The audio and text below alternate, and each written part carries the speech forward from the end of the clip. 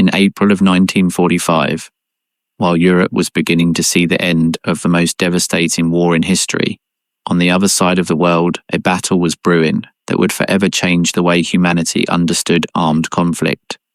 An island of barely 1,200 square kilometers would become the stage for the 82 bloodiest days in the Pacific. More than 250,000 people would lose their lives on that small piece of land, surrounded by crystal clear waters.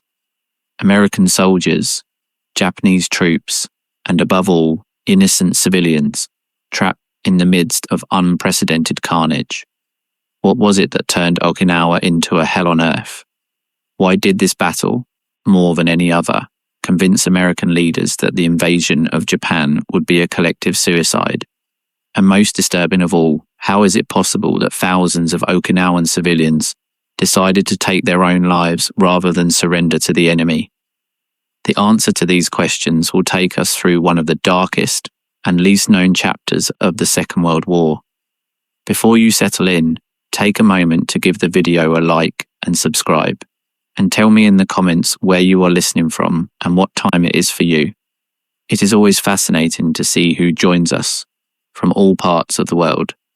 Okinawa is the largest island in the Ryukyu archipelago, a chain of islands stretching like a string of pearls between southern Japan and the island of Taiwan. For centuries, this territory was the home of the Ryukyu Kingdom, an independent nation with its own culture, language, and traditions. The Okinawans did not consider themselves Japanese, and in fact, their relationship with the Empire of the Rising Sun had been complicated since Japan formally annexed the kingdom in 1879. By 1945, only 66 years had passed since Okinawa ceased to be a sovereign country, and many of its inhabitants still remembered their grandparents' stories about lost independence. The geography of the island played a crucial role in what was to come.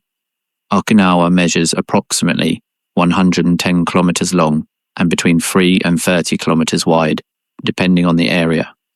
The terrain is rugged, full of hills, natural caves, ravines, and dense forests.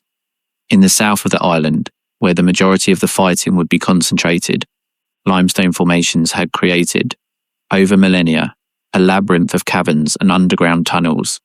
The Japanese would turn this natural feature into a military advantage that would cost thousands of American lives.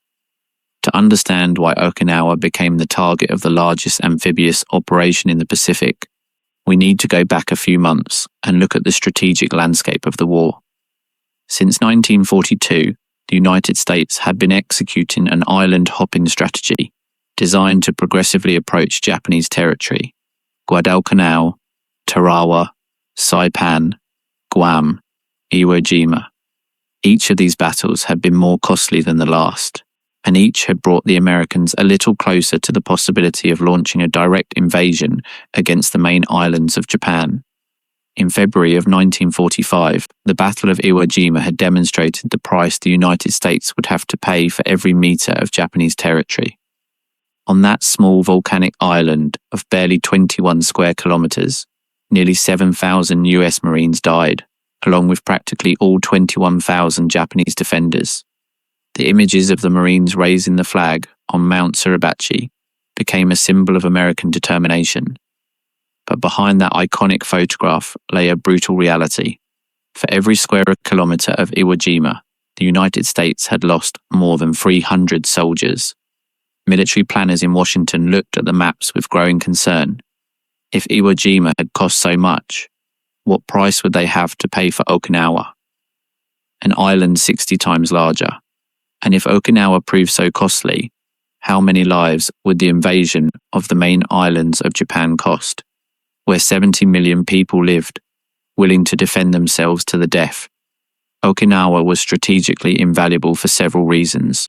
First, it was only 550 kilometers from Kyushu, the southernmost island of Japan.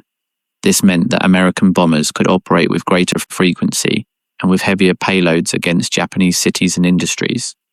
Second, the island possessed several airfields that could be used to launch the final invasion of Japan, tentatively scheduled for November of 1945. Third, The natural harbors of Okinawa could serve as a base of operations for the US Navy, shortening the supply lines that stretched across the Pacific. The invasion plan, christened Operation Iceberg, was one of the most ambitious of the entire war. Admiral Chester Nimitz, Commander-in-Chief of the Pacific Fleet, assembled a force of more than 1,500 warships, including 40 aircraft carriers, 18 battleships, and 200 destroyers. The landing force consisted of 182,000 soldiers of the U.S. 10th Army, under the command of Lieutenant General Simon Bolivar Buckner Jr., a 58-year-old veteran whose father had been a famous Confederate general during the American Civil War. Who was this commander who would lead his troops into one of the bloodiest battles in history? Simon Bolivar Buckner Jr. had been born in Kentucky in 1886, the son of General Simon Bolivar Buckner Sr., who had fought for the Confederacy and later became governor of his state. The name Simon Bolivar was no coincidence. His father deeply admired the South American liberator. Young Buckner had followed in his progenitor's military footsteps, graduating from West Point in 1908 and serving in various positions before the Second World War catapulted him to the center of the Pacific stage. Buckner was known for his direct personality and physical endurance. Despite his advanced age for military combat standards, he insisted on visiting the front regularly, something that would eventually cost him his life. His subordinates described him as a meticulous commander, perhaps too cautious according to some critics, who prioritized the preservation of American lives over the speed of operations. This characteristic, which some viewed as a virtue, others considered a flaw that would unnecessarily prolong the suffering in Okinawa. On the Japanese side, the defense of the island was in the hands of Lieutenant General Mitsuru Ushijima, a 60-year-old officer with a distinguished career in the Imperial Army. Ushijima was considered one of Japan's best tactical commanders, known for his calm under pressure and his ability to inspire loyalty in his troops. His second-in-command was Lieutenant General Isamu Cho, an officer of opposite temperament, impulsive, aggressive, and fervently nationalist. The tension between these two styles of leadership would influence several critical decisions during the battle. Ushijima's strategy to defend Okinawa was radically different from the Japanese tactics employed in previous battles. At Tarawa, Saipan, and Iwo Jima, the Japanese had attempted to stop the Americans on the beaches, concentrating their forces near the coast and launching suicidal counterattacks against the beachheads. This strategy had resulted in catastrophic defeats. The beaches were precisely where US naval firepower was most devastating. Ushijima decided to abandon this tactic. Instead of defending the beaches, he ordered his approximately 100,000 soldiers to retreat to the south of the island, where they would construct a defense in-depth system utilizing the natural hills, caves, and tunnels of the terrain. The idea was to let the Americans land without significant opposition, draw them into the interior of the island, and then bleed them dry in a war of attrition that would cost so many American lives that Washington would be forced to negotiate peace. During the months leading up to the invasion, tens of thousands of Japanese soldiers and Okinawan civilians worked tirelessly to convert the south of the island into a subterranean fortress. They dug tunnels connecting defensive positions, expanded natural caves to create bomb-proof bunkers, installed camouflaged artillery positions, and prepared minefields. The main defensive system extended across 3 concentric lines, with the strongest positions centered on the ancient capital of the Ryukyu Kingdom, Shuri Castle. Shuri Castle was much more than a military position. It was the cultural and historic heart of Okinawa. Originally built in the 14th century and reconstructed several times over the centuries, the castle had been the residence of the Ryukyu kings and the administrative center of the ancient kingdom. Its red walls and elaborate gardens represented the unique identity of the Okinawan people, distinct from both Japanese and Chinese culture. Ushijima established his headquarters in the tunnels beneath the castle, aware that the Americans would have to destroy this cultural symbol to reach him. How was the civilian population of Okinawa prepared for the storm that was approaching? This is one of the most tragic questions of the entire battle, because the answer reveals the degree of manipulation and deceit to which the Okinawans were subjected by the Japanese authorities. For months, imperial propaganda had bombarded civilians with terrifying messages about the Americans. They were told that American soldiers were demons who raped, tortured, and murdered all prisoners. Women would be violated, children killed, the elderly abandoned to a slow death. Surrender was not only dishonorable, but meant a fate worse than death. This propaganda had a devastating effect. Many Okinawan civilians were convinced that suicide was preferable to falling into American hands. Japanese military authorities distributed grenades among the civilian population, not for them to defend themselves, but for them to take their own lives when the Americans approached. Groups of civilians were organized, including women and children, and instructed on how to jump from cliffs or how to detonate explosives in groups to achieve mass deaths. It is difficult to comprehend from our current perspective how an entire population could be convinced to accept collective suicide as a preferable option to surrender. But we must remember that these civilians had been subjected to decades of imperial indoctrination, isolated from any information that contradicted the official narrative, and terrified by invented tales about American atrocities. Furthermore, many of them knew that collaborating with the enemy would mean reprisals against their families by the Japanese forces that still controlled the island. They were trapped between two fires, and many came to believe that death was the only exit. The morning of April 1st, 1945, dawned with clear skies over the waters west of Okinawa. It was Easter Sunday, a coincidence that did not go unnoticed by the many Christian soldiers preparing for the assault. It was also April Fool's Day, and some wondered if the apparent tranquility of the beaches would be some kind of cruel joke. At 8:30 in the morning, the first waves of landing craft began heading toward the Hagushi beaches on the west coast of the island. What happened next left the American commanders perplexed. They expected a repetition of Tarawa or Iwo Jima, where Marines had been massacred on the beaches by ruthless Japanese fire. Instead, they found almost nothing. The beaches were practically deserted. Some sporadic shots, some mines, but none of the machine guns, artillery, or counterattacks that had turned other Pacific beaches into slaughterhouses. In the first few hours, more than 60,000 American soldiers landed with minimal casualties.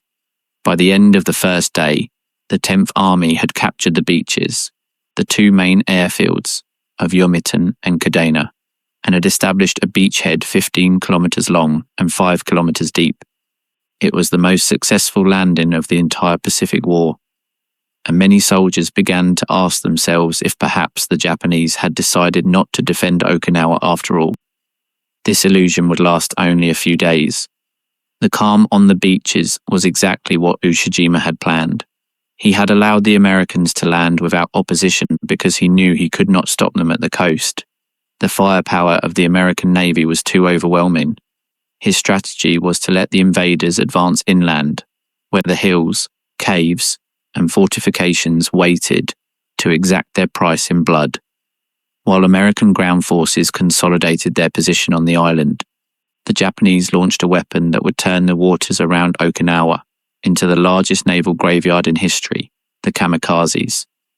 The word kamikaze means divine wind in Japanese, a reference to the typhoons that destroyed Mongol fleets attempting to invade Japan in the 13th century. Now that divine wind would take the form of young pilots deliberately crashing their explosive-laden planes against American ships. Kamikaze attacks were not new in April of 1945. They had begun during the Battle of Leyte Gulf the previous October, but it was at Okinawa where they reached their maximum intensity. During the 82 days of the battle, more than 1,900 kamikaze planes attacked the US fleet in 10 massive coordinated waves called kikusui, or floating chrysanthemums, in reference to the imperial symbol of Japan. How was it possible to recruit thousands of young men for suicide missions? This question has fascinated historians and psychologists for decades.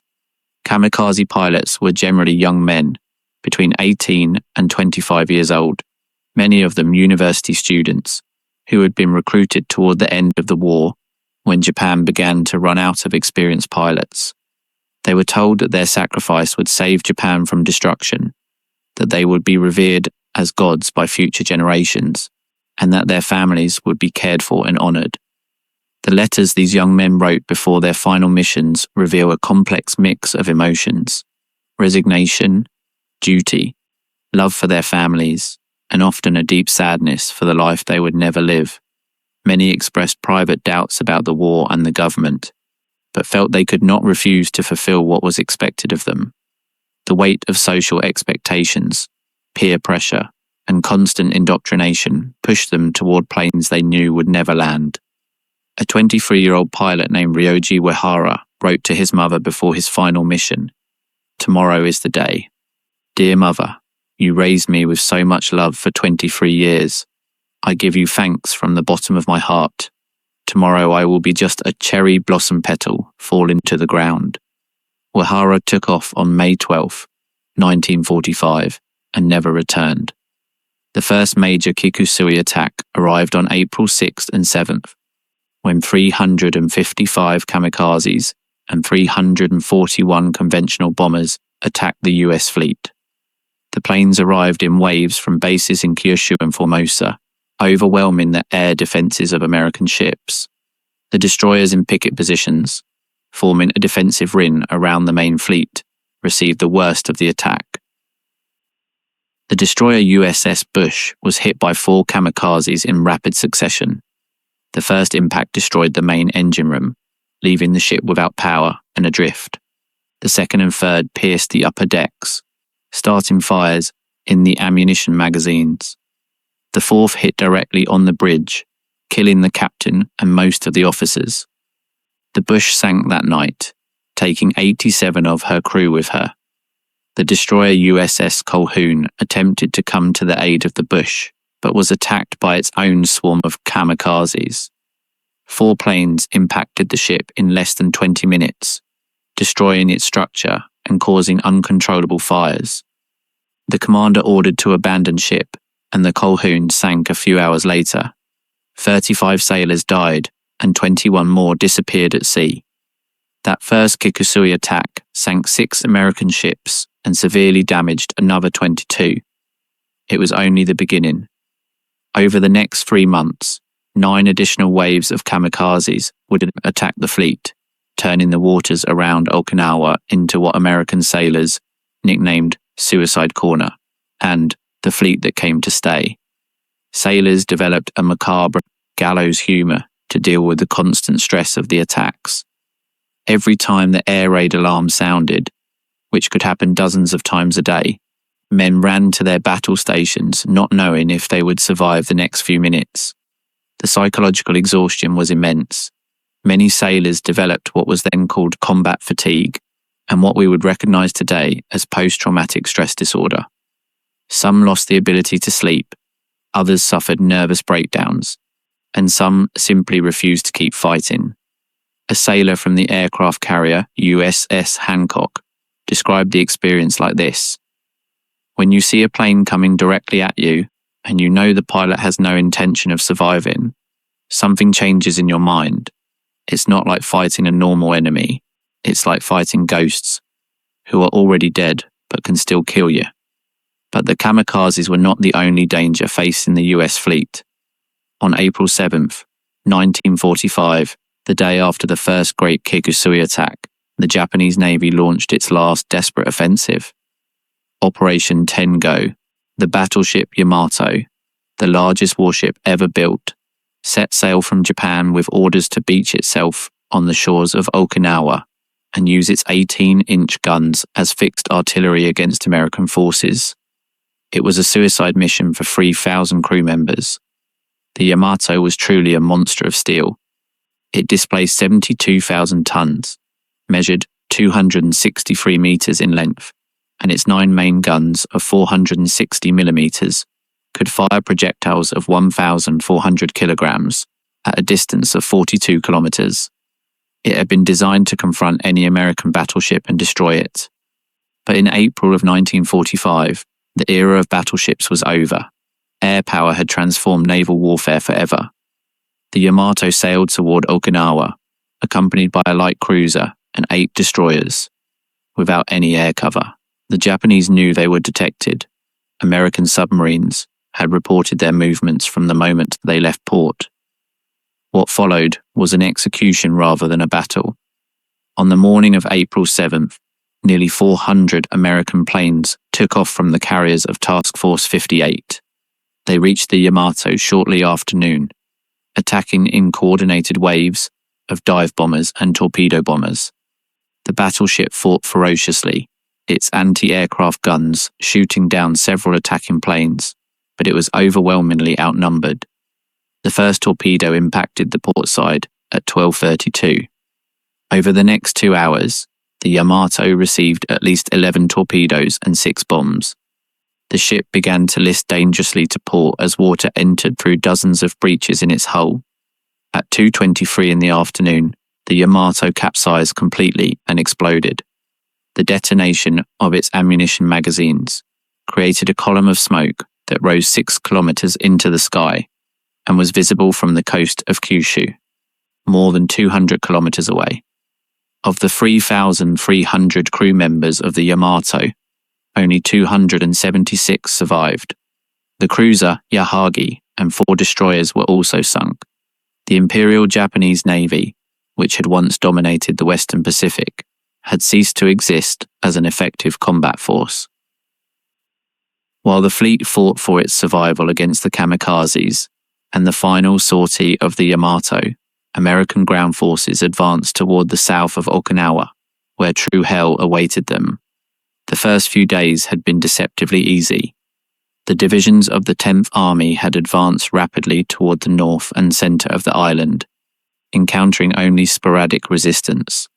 By April 4th, they had cut the island in 2, isolating the Matobu Peninsula in the north.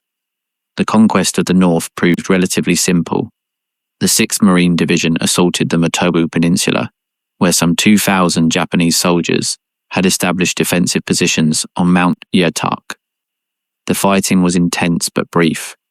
By April 20th, organized resistance in the north had ended. American losses were comparatively light, 227 dead and 1,496 wounded. But the south was a completely different story.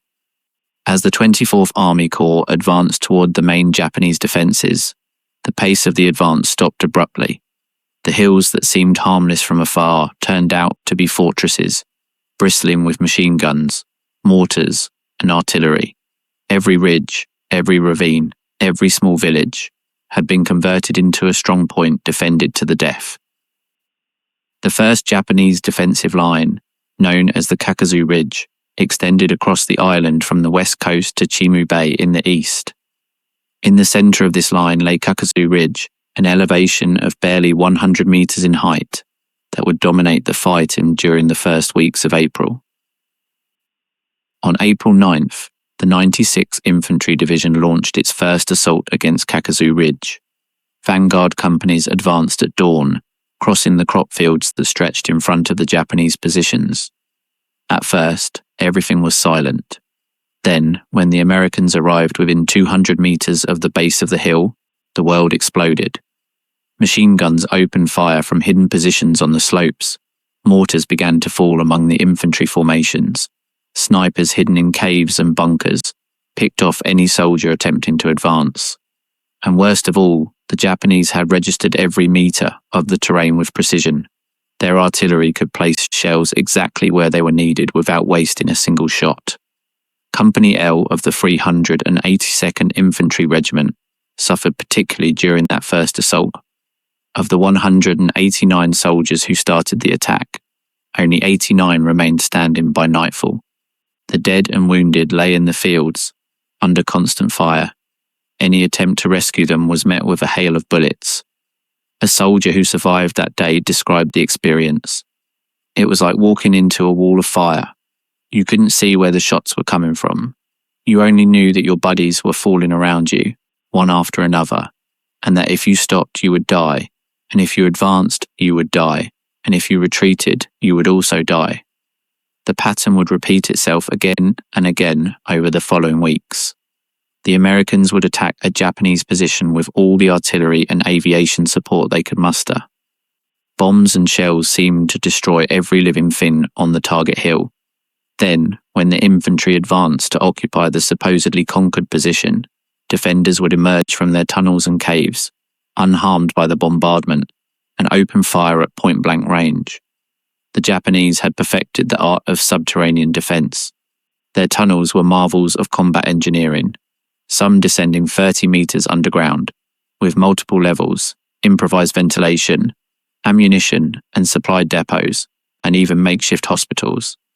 Many tunnels connected different positions, allowing defenders to move undetected and appear where the Americans least expected them. American frustration grew as days turned into weeks, and casualties mounted without significant progress.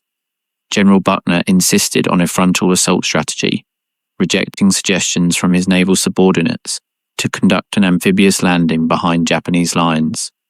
Buckner argued that another landing would be too risky and that his troops would eventually break the enemy defences through constant pressure.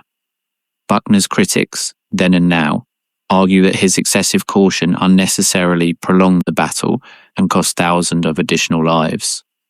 Admiral Richmond Kelly Turner, commander of the amphibious forces, practically begged him to attempt a landing in the south of the island, behind Ushijima's lines. General Andrew Bruce, commander of the 77th Infantry Division, drew up detailed plans for an amphibious assault that was rejected by Buckner. The decision to maintain a frontal advance remains controversial among military historians.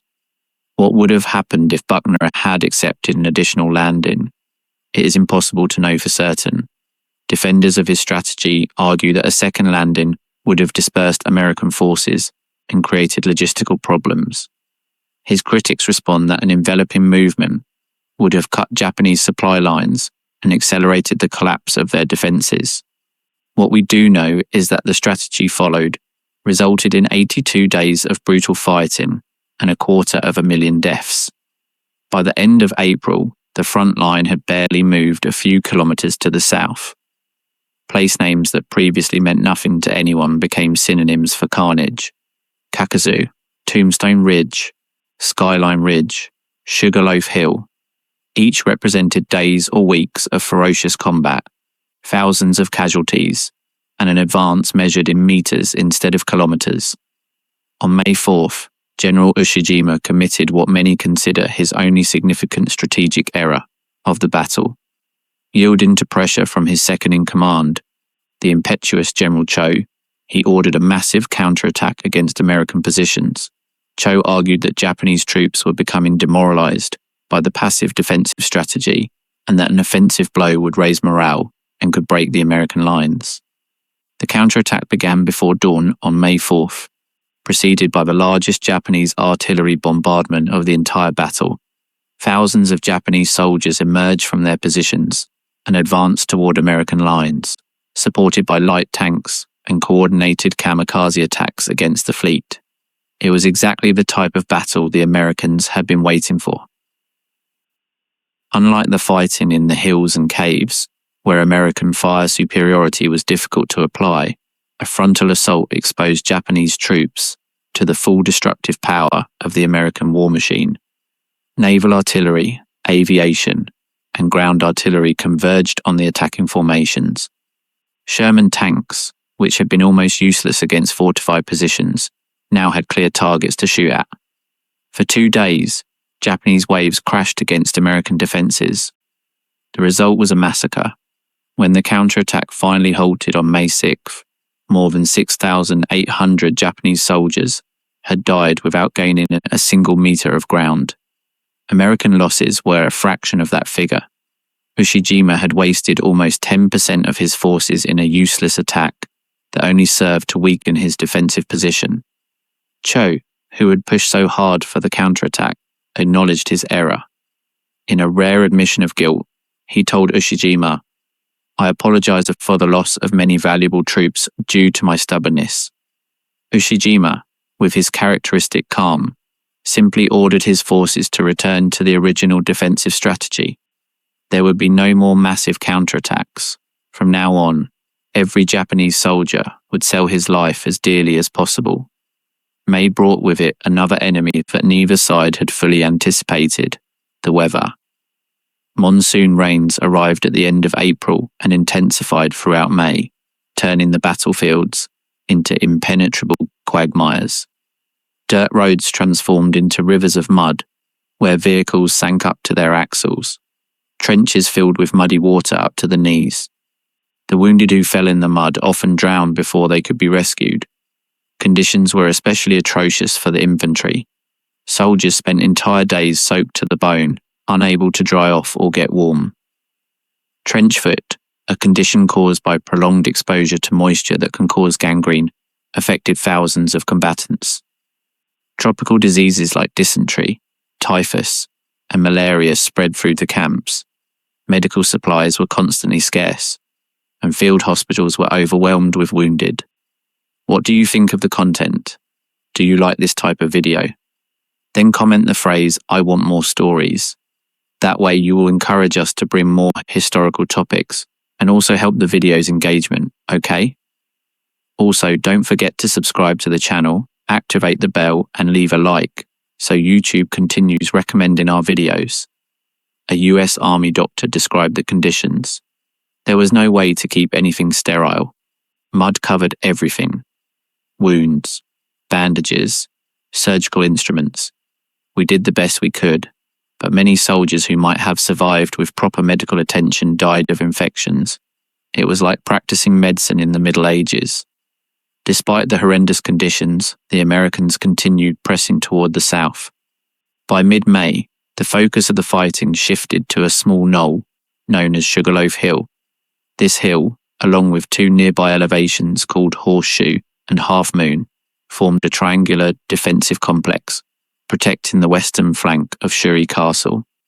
Sugarloaf Hill measured barely 30 meters in height and 200 meters in length, but for 11 days of fighting, it proved to be one of the costliest points of the entire battle. The terrain around the hill was completely exposed, without any cover for attacking troops. The Japanese had dug tunnels, connecting the three hills, allowing them to reinforce any threatened position and escape when the bombardment became too intense. The 6th Marine Division assaulted Sugarloaf Hill 11 times between May 12th and 18th. Each time, they managed to reach the summit, plant the flag, and declare the position conquered. Each time, a Japanese counterattack expelled them hours or days later. The dead piled up on the slopes, and every new assault had to pass over the bodies of previous waves. A Marine who participated in the assaults recalled, "We would go up the hill and get to the top, thinking we had won. Then in the middle of the night, the Japanese would come out of their tunnels and fall on top of us. We fought hand to hand in the dark, with bayonets and grenades. At dawn, those of us remaining had to retreat, and the next day they ordered us to go up again. The final assault on Sugarloaf Hill was successful only because the Americans finally discovered how to deal with the tunnels. Instead of trying to clear them with grenades and flamethrowers, they brought demolition teams that placed explosive charges at the entrances and sealed them permanently. Japanese defenders were buried alive, and their bodies were never recovered. Casualties at Sugarloaf were devastating. The 6th Marine Division suffered more than 2,600 killed and wounded in 11 days of fighting for a hill 30 meters high. Several companies were completely annihilated and had to be reformed with replacements, who often died before learning their comrades' names. Battalions that began the assault with 800 men ended with barely 200 standing. But Sugarloaf was only one of many simultaneous battles raging along the front line. To the east, the 7th Infantry Division fought for Conical Hill, another heavily fortified position dominating Nakagusuku Bay. In the centre, the the 77th Infantry Division attempted to advance through the island's most rugged terrain, a maze of ravines, ridges, and fortified villages that the Japanese defended with fanatical determination. Every advance was measured in meters and paid for in lives. An American officer calculated that during the worst weeks of May, the 10th Army suffered approximately 1,000 daily casualties, 200 dead and 800 wounded. At that rate, the entire army would be destroyed before completing the conquest of the island. Reinforcements arrived constantly, but they barely managed to replace losses. How did soldiers maintain their sanity in the midst of such carnage? The answer varied from person to person. Some found comfort in camaraderie with their comrades, forming bonds that would last a lifetime among survivors. Others took refuge in routine, concentrating on immediate tasks, without thinking about the big picture. Many simply became emotionally numb, incapable of feeling pain or joy, operating on a sort of autopilot that allowed them to keep functioning. An army psychiatrist working in Okinawa described what he called combat exhaustion. Men reached a point where they simply no longer cared if they lived or died. They had seen too much death, lost too many friends. They kept fighting because it was the only thing they knew how to do, but the part of them that worried about the outcome was already dead. By the end of May, the rains finally began to subside, and the Americans were able to launch their final assault against Shuri Castle. By then, Japanese defences had been gravely weakened by the fighting in April and May. Ushijima had lost tens of thousands of soldiers. His ammunition supplies were running low, and he no longer had any hope of receiving reinforcements or supplies from Japan. On May 29th, elements of the 1st Marine Division finally entered the ruins of Shuri Castle. What they found was absolute devastation. Aerial and naval bombardments had reduced the ancient palace of the Ryukyu kings to a pile of smoking rubble. The red walls, the elegant pavilions, the centuries-old gardens, everything had been destroyed. A symbol of 500 years of Okinawan culture lay in ruins, collateral victim of a war that Okinawans had neither asked for nor desired. A Marine who witnessed the scene wrote, "There was nothing left of the castle except fragments of stone and ash. I wondered what the Okinawans would think when they saw what we had done to their most sacred place, but I suppose by then they had nothing left to lose." But the capture of Shuri Castle did not signify the end of the battle, as many had hoped. During the nights of May 27th and 28th, while the Americans prepared for the final assault, Ushijima had ordered his surviving forces to retreat to the south of the island. Taking advantage of the rain and darkness, more than 30,000 Japanese soldiers escaped through American lines and established a new defensive line on the Kian Peninsula, the southern tip of Okinawa. The Americans did not discover the retreat until they entered Japanese positions and found them mostly empty. By then, Ushijima had already reorganized his forces in a new defensive perimeter. The battle would have to continue for another month. The Japanese retreat was a remarkable feat of discipline and organization, but it was also a death sentence for the thousands of Okinawan civilians who remained trapped between the two armies. As Ushijima's forces retreated south, they dragged with them tens of thousands of civilians, whether as porters, as human shields, or simply as terrified refugees who had nowhere else to go. The south of the island became a nightmare zone for these civilians. Americans bombarded Japanese positions constantly, and civilians trapped within the lines suffered the consequences. The Japanese, for their part, treated Okinawans with increasing brutality as their situation became more desperate.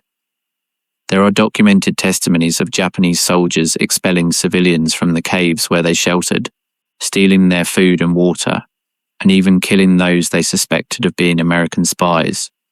The most horrific atrocities occurred when groups of civilians, convinced by Japanese propaganda that the Americans would torture and murder them, opted for collective suicide.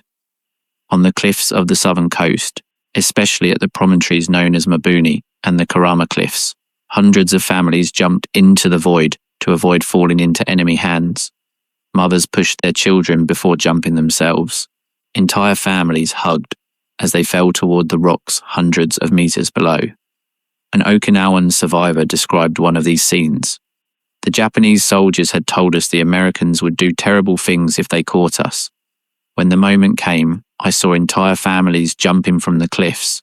Small children, old people, everyone. I was about to jump too, but something stopped me. Then the Americans came, and they didn't hurt us. They gave us food and water. Those Japanese soldiers lied to us, and because of that lie, thousands of people died. Not all suicides were by jumping from cliffs. In the southern caves, entire families killed each other with knives, stones, or grenades, given to them by Japanese soldiers. Groups of neighbors formed circles and detonated explosives in the center. Some drowned voluntarily in the sea. The exact number of Okinawan civilians who died by suicide during the battle will never be known with certainty, but estimates range between 10,000 and 20,000 people. The Americans, discovering these horrors, were deeply disturbed. Many soldiers who had arrived in Okinawa, viewing all Japanese as enemies, changed their perspective upon witnessing the suffering of the civilians. Civil affairs teams began using loudspeakers and leaflets to convince Okinawans they would not be harmed if they surrendered. Some soldiers risked their lives to rescue civilians from caves before combat forces could destroy them. A Marine named Desmond Doss became one of the most extraordinary examples of humanity amidst the brutality. Doss was a Seventh-day Adventist who had refused to carry weapons for religious reasons, but had insisted on serving as a combat medic. During the battle for the Maeda Escarpment, also known as Haxel Ridge, Doss rescued 75 wounded soldiers under enemy fire, lowering them one by one from the cliff using an improvised rope. For his actions, he became the first conscientious objector to receive the Medal of Honor. While American forces continued their advance toward the south during June, the situation of the Japanese defenders became increasingly desperate. Ammunition supplies were practically exhausted. Wounded soldiers died from lack of medical attention. Potable water was scarce, and many soldiers suffered from severe dehydration, in addition to their combat wounds. Ushijima knew defeat was inevitable. In early June, he sent his final message to Tokyo, reporting that he could no longer continue the organized defense of the island. He requested permission to launch a final suicide attack with his remaining forces, but Tokyo rejected the request. The High Command wanted Ushijima to delay the Americans as long as possible, consuming their resources and lives, before the invasion of the main islands. On June 18, 1945, General Simon Bolivar Buckner visited a forward observation position near the front. It was standard practice for him. Despite his staff's warnings, he insisted on seeing operations firsthand. That afternoon, while observing the advance of a Marine regiment, a Japanese artillery shell impacted a nearby rock. Fragments of stone and shrapnel hit Buckner, wounding him mortally in the chest. The general died 10 minutes later, without regaining consciousness. He became the highest-ranking US officer killed in combat during the entire Second World War. Ironically, only 4 days remained until the official end of the battle. Command of the 10th Army passed to Marine General Roy Geiger, who temporarily became the only Marine to command a US Army in history. Geiger directed the final operations that pushed the last Japanese defenders to the southern tip of the island. On June 22nd, the remnants of the Japanese army were cornered in a small perimeter around the village of Mabuni. Ushijima and Cho had taken refuge in a cave, serving as their final headquarters. That night, both generals composed their death poems, a samurai tradition for those choosing ritual suicide. Ushijima's poem read, "The green grass of the fields is dyed red with the blood of our soldiers, but my soul will return forever to defend this land." Cho's was more direct, "My body will fall here, but my spirit will eternally defend the fatherland." Before dawn on June 22nd, Ushijima and Cho dressed in their dress uniforms and went out to a small ledge in front of the cave. Following the ritual of seppuku, each opened his belly with a ceremonial dagger before an aide cut off his head to end his suffering quickly. The Battle of Okinawa had officially ended, although isolated skirmishes would continue for weeks. The final cost of the 82 days of combat was almost incomprehensible. On the American side, more than 12,500 soldiers and Marines died, with another 36,000 wounded.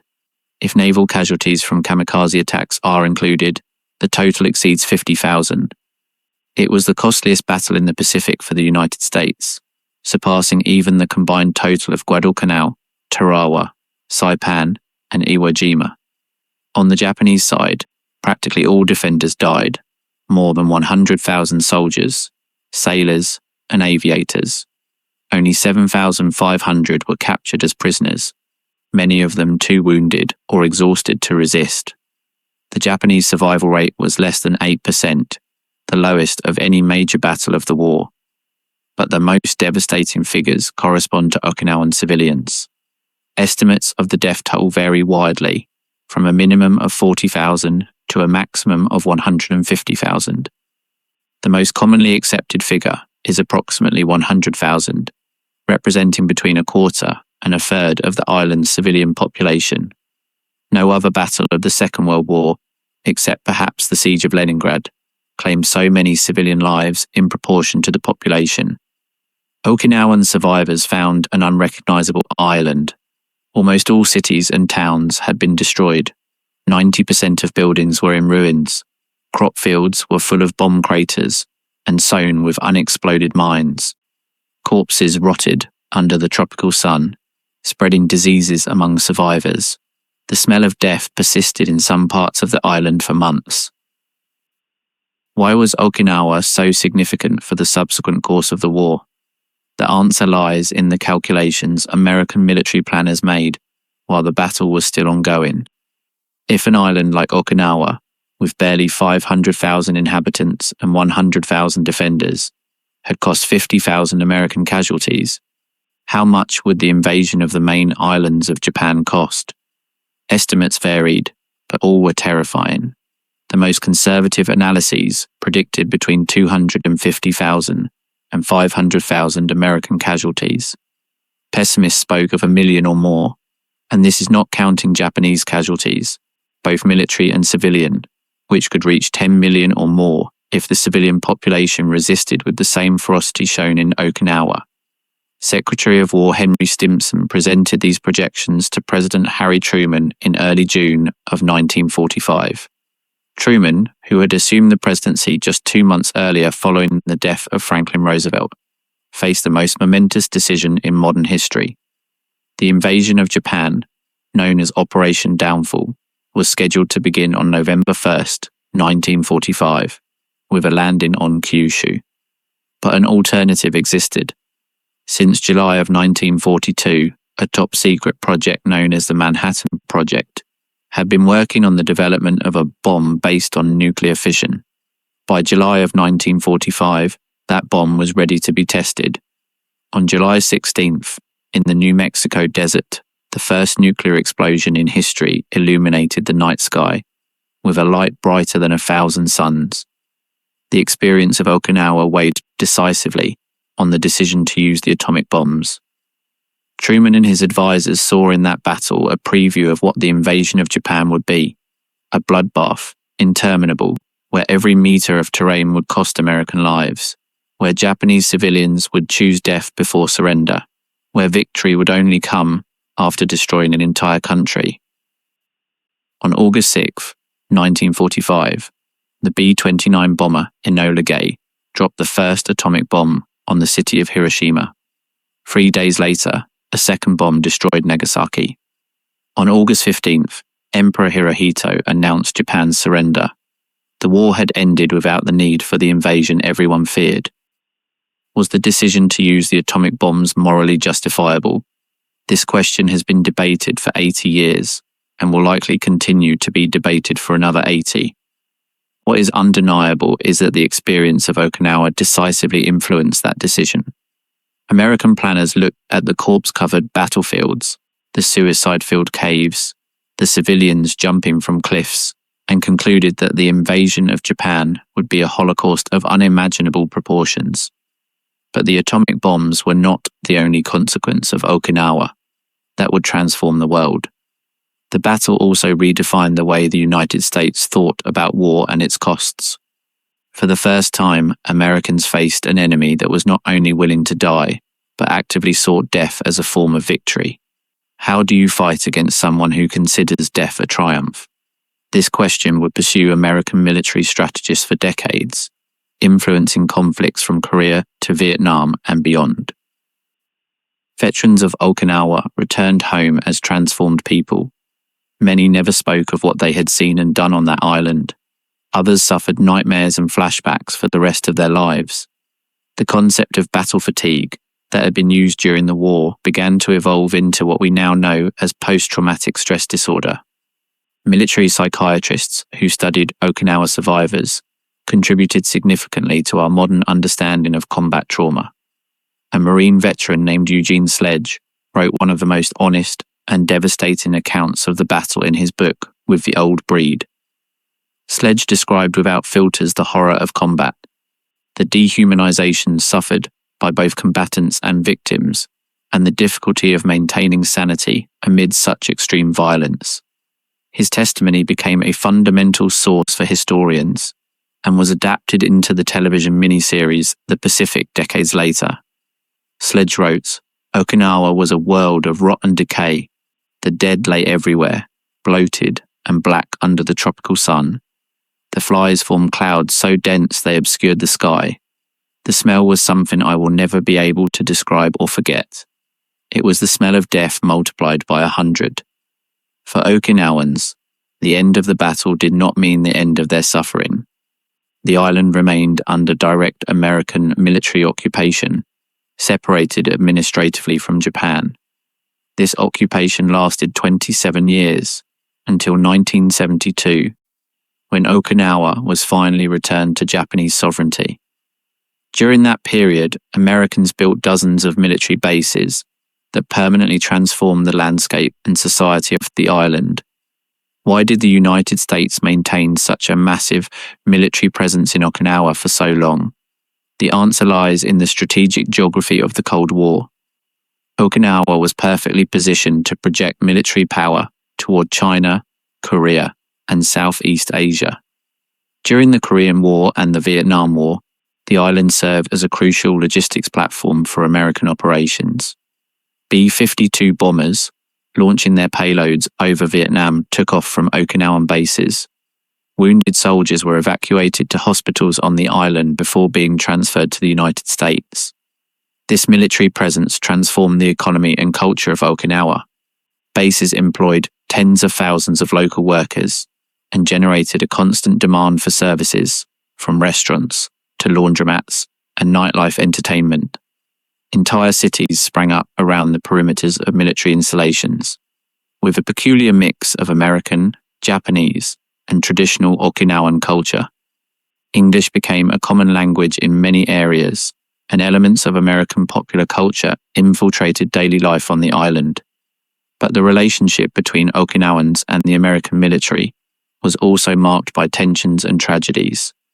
Over the decades, there were numerous incidents of violence, accidents, and crimes involving American military personnel.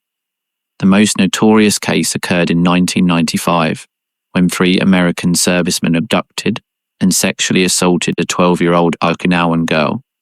The crime sparked massive protests and demands to reduce the American military presence on the island. The protests of 1995 brought together more than 85,000 people, the largest demonstration in Okinawa's history. Protesters demanded base closures, troop reductions, and a review of the status of forces agreement regulating the US military presence. Although some bases were relocated or reduced in the following years, the US military presence in Okinawa remains substantial to this day, with approximately 30,000 troops stationed on the island. This situation has created a painful paradox for Okinawans. On one hand, the bases provide jobs and inject money into the local economy. On the other, they occupy approximately 15% of the island's surface area, restrict urban development, generate noise and environmental pollution, and perpetuate a sense of colonial subordination. Many Okinawans feel that their island continues to pay a disproportionate price for decisions made in Tokyo and Washington, without being adequately consulted for their opinion. How do Okinawans remember the battle that devastated their island more than 80 years ago? The memory of the war occupies a central place in contemporary Okinawan identity. Unlike other parts of Japan, where the memory of World War II often focuses on Japanese suffering as victims of the atomic bombs, in Okinawa, memory is more complex. Okinawans remember Japanese soldiers, not only as defenders, but also as oppressors, who used them as shields and pushed them towards suicide. The Okinawa Peace Park, inaugurated in 1995 to commemorate the 50th anniversary of the battle's end, represents this distinct approach to memory. The park is located in Mabuni, the place where Ushijima and Cho took their lives, and where combat officially ended. In its center stands the Cornerstone of Peace, a monument listing the names of all persons who died in the battle, regardless of their nationality. This inclusivity was controversial when proposed. Some Japanese and American veterans objected to the idea of their compatriots being commemorated alongside the enemies who had killed them or whom they had killed. But Okinawans insisted that all dead deserve to be remembered. The monument includes more than 240,000 names: Japanese, Americans, Okinawans, Koreans, and Taiwanese who were forcibly recruited to work for the Japanese army. The names are engraved on rows of black stone slabs, stretching along a cliff overlooking the sea. Visitors walk among the slabs, searching for the names of their relatives or simply contemplating the magnitude of the loss. Every year, on the anniversary of the battle's end, a commemoration ceremony is held attended by Japanese dignitaries, American representatives, and above all, the dwindling survivors of those dark days. But the memory of Okinawa is not limited to official monuments. Throughout the island, there are small shrines, commemorative plaques, and memorial sites marking places where specific tragedies occurred. Caves where entire families committed suicide have been preserved as reminders of the horrors of fanaticism and propaganda. The cliffs from which desperate civilians leaped bear names evoking their fate: Suicide Cliff, Risk of the Desperate. A particularly moving sight is the Himeyuri Cave, where more than 200 students and teachers from a girls' high school died during the final days of the battle. These young women had been recruited as auxiliary nurses to attend to wounded soldiers in underground field hospitals. When the Americans approached, some died by enemy fire, others committed suicide with grenades, and others were abandoned by retreating Japanese soldiers. The Himeyuri Peace Museum, built next to the cave, preserves the stories of these young women through photographs, letters, and testimonies of the few survivors. Visitors can read the dreams these students had before the war. They wanted to be teachers, nurses, mothers. They wanted to live ordinary lives. Instead, they were thrown into a hell that none of them had asked for nor deserved. A survivor of Himeyuri, who was 17 years old during the battle, testified decades later. They told us that dying for the emperor was the greatest virtue. They trained us to bandage wounds and administer morphine, but they never prepared us for the real horror of war. When wounded soldiers screamed in pain, when bodies piled up in the tunnels, when the smell of gangrene filled the air, nothing they had told us prepared us for that. Education about the Battle of Okinawa has become a controversial topic in Japan. For decades, Japanese textbooks briefly mention the battle without going into details about the role of the Japanese army in mass civilian suicides. Okinawan historians and survivor groups fought for years to have the army's responsibility in pushing civilians toward death recognized.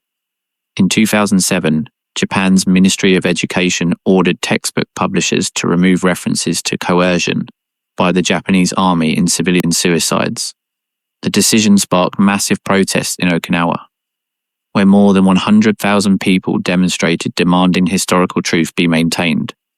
Finally, the government partially retreated, allowing textbooks to mention that civilians were forced into situations, leading them to suicide, although the exact language remains a subject of debate.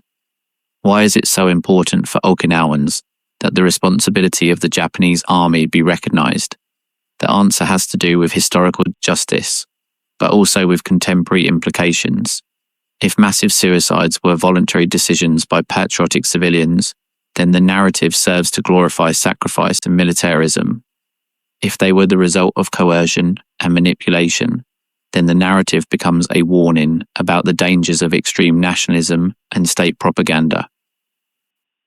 Okinawan survivors who have dedicated their lives to preserving the memory of the battle generally support the second interpretation. They argue that civilians were victims of both Americans who bombed them and the Japanese army that used and abandoned them. They want future generations to understand that war is not glorious, that blind patriotism can lead to atrocities, and that human life must be valued above ideologies. One of the lesser-known aspects of the Battle of Okinawa was the fate of prisoners of war and forced laborers who were on the island. In addition to regular Japanese troops, there were thousands of Koreans and Taiwanese who had been recruited, often by force, to work as laborers, porters, and in some cases as comfort women for Japanese soldiers. These individuals were trapped in the battle without any real loyalty to either side, simply trying to survive. Koreans in particular suffered a tragic situation. Colonized by Japan since 1910, they had been subjected to forced assimilation policies, including the prohibition of their language and the mandatory adoption of Japanese names. During the war, hundreds of thousands were recruited as forced laborers throughout the Japanese Empire.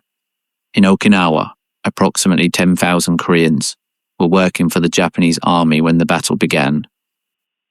When Americans advanced, many of these Korean laborers attempted to surrender, but faced obstacles from both sides. The Japanese threatened death if they deserted.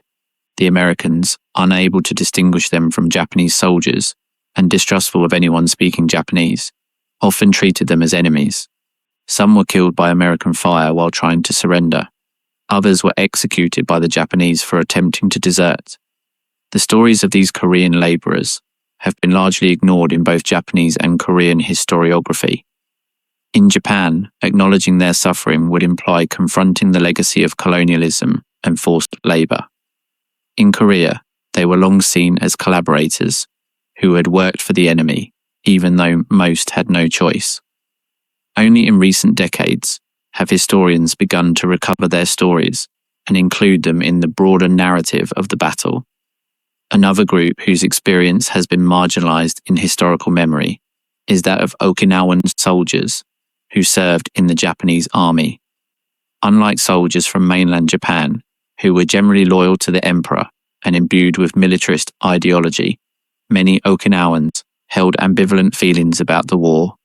They remembered their grandparents had lived in an independent kingdom, that their culture was distinct from the Japanese one, and that they had been treated as second-class citizens since annexation. However, these Okinawan soldiers fought and died alongside their comrades from the mainland.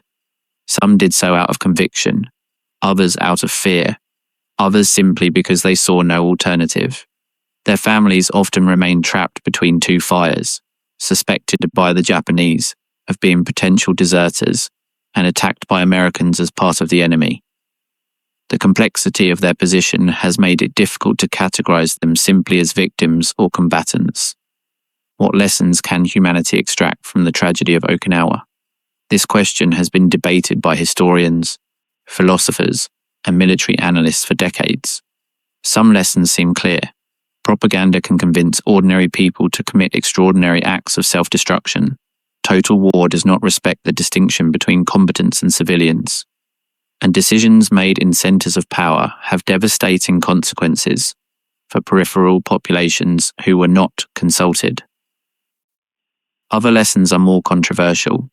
Does Okinawa demonstrate that overwhelming force is the only way to defeat a fanatical enemy? Or does it demonstrate that escalation of violence only breeds more violence? Was the decision to use atomic bombs justified by projections based on Okinawa? Or were those projections exaggerated to justify a decision already taken for other reasons? Revisionist historians have argued that Japan was looking for a way to surrender before Hiroshima and Nagasaki, and that the bombs were unnecessary. Traditional historians respond that Japanese militarists would have fought to the last civilian, as demonstrated in Okinawa, and that the bombs saved millions of lives by avoiding invasion. The debate continues, with no clear consensus in sight. What is indisputable is Okinawa's lasting impact on US military policy. The battle demonstrated that amphibious operations against a determined enemy would be extraordinarily costly, even with absolute air and naval superiority. This lesson influenced the decision not to invade Japan, but also in subsequent conflicts. During the Korean War, American planners rejected proposals for amphibious landings on the Chinese coast precisely because of the memory of Okinawa. The battle also transformed American thinking on psychological warfare and propaganda. The military realized that Japanese propaganda had turned civilians into suicidal combatants and began developing their own psychological warfare techniques to counteract this type of indoctrination. During the Cold War, the CIA and other agencies invested enormous resources in influence operations designed to prevent entire populations from being mobilized against American interests. In the field of military medicine, Okinawa accelerated the development of psychological trauma treatment techniques. Psychiatrists working with survivors documented symptoms we recognize today as post-traumatic stress disorder, recurring nightmares, flashbacks, emotional numbing, hypervigilance. Although PTSD would not be officially recognized as a diagnosis until 1980, the foundations for its understanding were laid largely thanks to studies of World War II veterans, including those from Okinawa. For the Japanese, Okinawa represents a wound that has never completely healed. The island was sacrificed to protect the main islands. Its inhabitants were used as shields and then abandoned. The Japanese government promised after the war that it would never again sacrifice a part of its population for the good of the whole, but many Okinawans feel this promise has not been kept. The continued presence of US bases, occupying proportionately much more territory in Okinawa than in any other Japanese prefecture, perpetuates the feeling that the island continues to be treated as expendable. Protests against military bases have continued for decades. In the 60s, Okinawans demonstrated against the storage of American nuclear weapons on the island. In the 70s, they protested environmental damage caused by the bases. In the 80s and 90s, incidents of violence against Okinawan civilians provoked new waves of outrage. In the 21st century, the proposed construction of a new base in Henoko has generated sustained protests lasting more than 2 decades. Why do Okinawans continue resisting after so many years? The answer is found in the memory of the battle. For many Okinawans, the American military presence is a constant reminder of the war that devastated their island and killed a third of its population.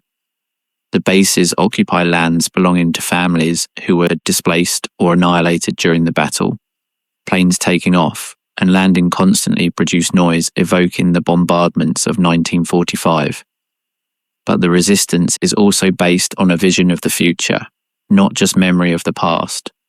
Okinawan activists argue that military presence turns the island into a target in any future conflict with China or North Korea. If a war breaks out in the Western Pacific, Okinawa bases would be attacked first. Okinawan civilians, once again, would be trapped in the middle of a conflict they did not choose. This concern has become more urgent in recent years, as tensions between the United States and China have increased. The island of Taiwan, whose future is the main friction point between the two powers, lies barely 600 kilometers from Okinawa. In case of a conflict over Taiwan, Okinawa would inevitably be part of the theatre of operations. Okinawans observe these developments with growing alarm, aware that history could repeat itself. The Japanese government has tried to balance US demands with Okinawan concerns, generally leaning toward Washington. Japanese prime ministers have repeatedly promised to reduce the burden Okinawa bears, but reductions have been modest and often accompanied by the construction of new facilities. The relationship between Tokyo and Okinawa remains tense, with many Okinawans feeling their voices are ignored in decisions affecting their future. In 2019, a referendum was held in Okinawa on the construction of the new base in Henoko. More than 70% of voters rejected construction. However, the Japanese government declared the referendum non-binding and continued with the project. For many Okinawans, this decision confirmed what they had always suspected, that their opinion does not matter when it conflicts with the strategic interests of Tokyo and Washington. But not all Okinawans oppose the bases. A significant minority, especially those whose families depend economically on military installations, support the US presence. They argue that bases provide stable, well-paid jobs, contributing to Japan's security against external threats, and that Okinawa's economy would collapse without the revenue they generate. The debate over bases divides families and communities, creating tensions overlapping with scars left by the battle 80 years ago. Okinawan culture has experienced a renaissance in recent decades, partly as a reaction to the experience of war and occupation. The Okinawan language, suppressed during the era of Japanese assimilation, and which almost disappeared during the war, is being revitalized through educational and cultural programs. Traditional Okinawan music, with its distinctive three-stringed instrument called sanshin, has gained popularity both within and outside Japan. Okinawan martial arts, including karate, which originated on the island, are practiced by millions of people worldwide. This cultural renaissance is closely linked to the memory of the war. Many Okinawans view the preservation of their distinctive culture as a form of resistance against forces that tried to destroy it. First Japanese militarism, then American occupation, and now homogenizing globalization. Singing traditional songs, speaking the Okinawan language, practicing ancestral dances, all these acts have become affirmations of an identity that survived the bloodiest battle of the Pacific. Elders who lived through the war are dying out.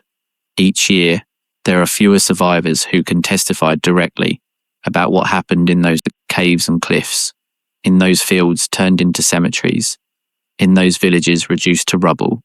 The youngest civilian survivors were 5 or 6 years old during the battle. Today, they are over 85. Within a decade, probably no direct witness to the tragedy will remain. This reality has generated an urgent effort to preserve the survivor testimonies before it is too late. Okinawan organizations have recorded thousands of hours of interviews with people who lived through the battle, documenting their experiences in their own words. These audiovisual archives are used in schools, museums, and documentaries, attempting to transmit to new generations what their ancestors suffered. A 92-year-old survivor, interviewed in 2020, described her memories of the battle when she was 12. My mother held me in the cave while bombs fell outside. We could feel the earth shake with every explosion. My father had been recruited by Japanese soldiers, and we never saw him again. My little brother died of dysentery because there was no medicine or clean water. When we finally came out of the cave, I didn't recognize my village. Everything had disappeared. Our houses, our fields, our neighbors, everything. Young Okinawans today grow up with these stories, but their relationship with the memory of the war is necessarily different from their grandparents. For them, the battle is history, not lived experience. They can visit monuments, read testimonies, see photos, but they can never viscerally understand what it meant to live those 82 days of nightmare. The challenge of transmitting memory across generations is one of the hardest problems facing societies that have experienced collective traumas. Some young Okinawans have become activists, dedicated to preserving the memory of the war and fighting against military bases. Others prefer looking to the future, building careers and families, without the shadow of the past dominating their lives. Both responses are understandable and legitimate. No one can prescribe how a community should relate to its traumatic history. What would have happened if the Battle of Okinawa had never occurred? This counterfactual question is impossible to answer with certainty, but it is worth considering. If Americans had decided to skip Okinawa and invade Kyushu directly, as some planners proposed, casualties would have probably been even higher. If Japan had surrendered earlier, millions of people across Asia would have been saved. If Japanese propaganda had not convinced civilians that death was preferable to surrender, thousands of Okinawan families might have survived intact.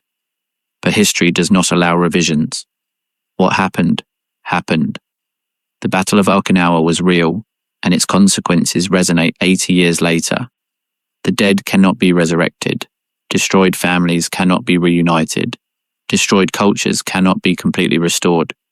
The only thing that can be done is to remember, learn, and work so that similar tragedies do not repeat themselves. The Battle of Okinawa teaches us many things about human nature at its extremes. It shows us the capacity of ordinary people to commit acts of extraordinary cruelty when indoctrinated by extremist ideologies. It also shows us the capacity for resilience and survival in the most desperate circumstances. And it shows us that wars, although often justified with great abstractions like nation, freedom, or duty, are ultimately fought over the bodies of individual people: soldiers, civilians, children, the elderly, people who simply wanted to live their lives in peace. The 82 days the battle lasted were enough to permanently transform the course of world history. The decision to use atomic weapons, the Cold War, the alliance between the United States and Japan, the US military presence in East Asia, all these realities that define the second half of the 20th century and continue shaping the 21st have their roots, in part, in what happened on that small Pacific island during the spring of 1945. And while great powers debate strategies and alliances, while historians analyze causes and consequences, while politicians make promises and break them, Okinawans continue living on their island, surrounded by ghosts of the dead and echoes of bombs. Every day, children go to school passing by monuments, commemorating tragedies they can barely imagine. Every night, elders who survived the battle wake up from nightmares that never completely end. Every year, in June, the island stops to remember. Why should it matter to us, those of us living so far in time and space? What happened in Okinawa so long ago? Because the history of Okinawa is, ultimately, a history about all of us. It is a history about what happens when extreme ideologies take over societies. It is a history about the price civilians pay when the powerful decide to go to war. It is a history about memory, trauma, and the difficult task of building a future upon the ruins of the past. But before continuing to explore the deeper ramifications of this battle, we must stop and examine some of the most extraordinary episodes that occurred during those 82 days. What really happened in the caves where thousands of civilians took refuge while the battle raged over their heads? How was it possible that some Japanese soldiers refused to surrender for decades after the war ended? And what role did Okinawans play, who were recruited to fight for both sides? The caves of Okinawa deserve a separate chapter in the history of the battle. The island is full of limestone formations which, over millennia, have created a subterranean labyrinth of caverns, tunnels, and galleries. Some of these caves are small, barely large enough for a family to shelter. Others are vast, capable of housing hundreds or even thousands of people. During the battle, these caves became shelters, hospitals, military barracks, and finally, mass graves. Japanese soldiers occupied many of the largest caves, converting them into defensive positions that were practically invulnerable to aerial and naval bombardment. The limestone roofs, several meters thick, absorbed explosions that destroyed everything on the surface. Soldiers could wait underground while American artillery pulverized their apparent positions, and then emerged to attack infantry, advancing believing everything was destroyed. But the same caves that offered protection also became death traps. The Americans soon developed tactics to deal with subterranean defenders. Flamethrower teams directed jets of fire into cave entrances, consuming oxygen inside and asphyxiating occupants. Combat engineers placed demolition charges at entrances and sealed them permanently, burying alive those inside. Napalm, a flammable gelatinous substance, was poured into caves and ignited, creating infernos no one could survive. For civilians taking refuge in caves, the situation was desperate. Often they shared space with Japanese soldiers, making them legitimate targets for Americans. Even when no soldiers were present, Americans could not be sure who was inside, and many times opted to destroy caves containing only terrified civilians. Families who had sought refuge from bombs found themselves trapped in increasingly smaller spaces, without food, without water, without hope. Testimonies of cave survivors are some of the most disturbing of the entire battle. One woman, who was then 8 years old, described her experience.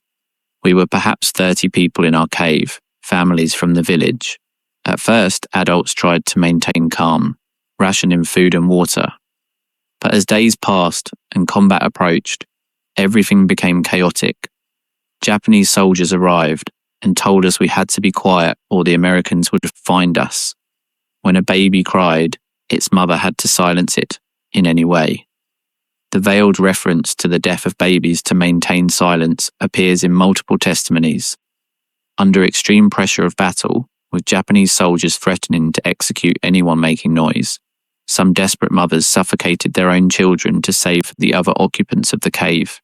It is one of the most horrendous aspects of the battle, an illustration of impossible circumstances civilians were placed in. Other testimonies describe the breakdown of society inside the caves. As food ran out, the strongest stole from the weakest. When water became scarce, the elderly and sick were abandoned to their fate. Japanese soldiers, who were supposedly there to protect the population, often exploited it, stealing supplies and expelling them from safer caves to use them themselves. An American soldier who participated in the cleanup of caves wrote in his diary, "I will never forget the smell coming out of those caves. It was the smell of death, but also of desperation. We called to occupants to surrender, using interpreters and loudspeakers. Sometimes they came out, women and children with arms raised, scared but relieved we didn't harm them. Other times we heard explosions inside the cave. They killed themselves before letting us enter." The phenomenon of collective suicides in caves was so widespread that Americans developed specific procedures to try to prevent them. They recruited Okinawans, who had already surrendered, to speak on loudspeakers, assuring those inside they would be treated humanely. They distributed leaflets contradicting Japanese propaganda. In some cases, they sent Okinawan women into cave entrances to demonstrate that Americans had not harmed them. These tactics saved many lives, but could not save everyone. Indoctrination had been too effective, fear too deep. For many civilians, the idea of surrendering remained unthinkable, even when faced with direct evidence that Americans were not the monsters they had been described as. They chose the death they knew over the life they could not imagine. How could Americans continue fighting, day after day, while witnessing these scenes of horror? This is a question veterans themselves have asked for decades. The answer for many was a process of gradual desensitization. At first, the death of civilians disturbed them deeply. Over time, it simply became part of the landscape of war. Survival required concentrating on the immediate task, not on the suffering they caused. A veteran Marine explained, "After a while, we stopped seeing the Japanese as people. They were the enemy. All of them, soldiers or civilians, adults or children. We knew any of them could be armed, could be a suicide bomber, could kill us if we lowered our guard. I'm not proud of what I thought then, but it was what I needed to think to keep functioning."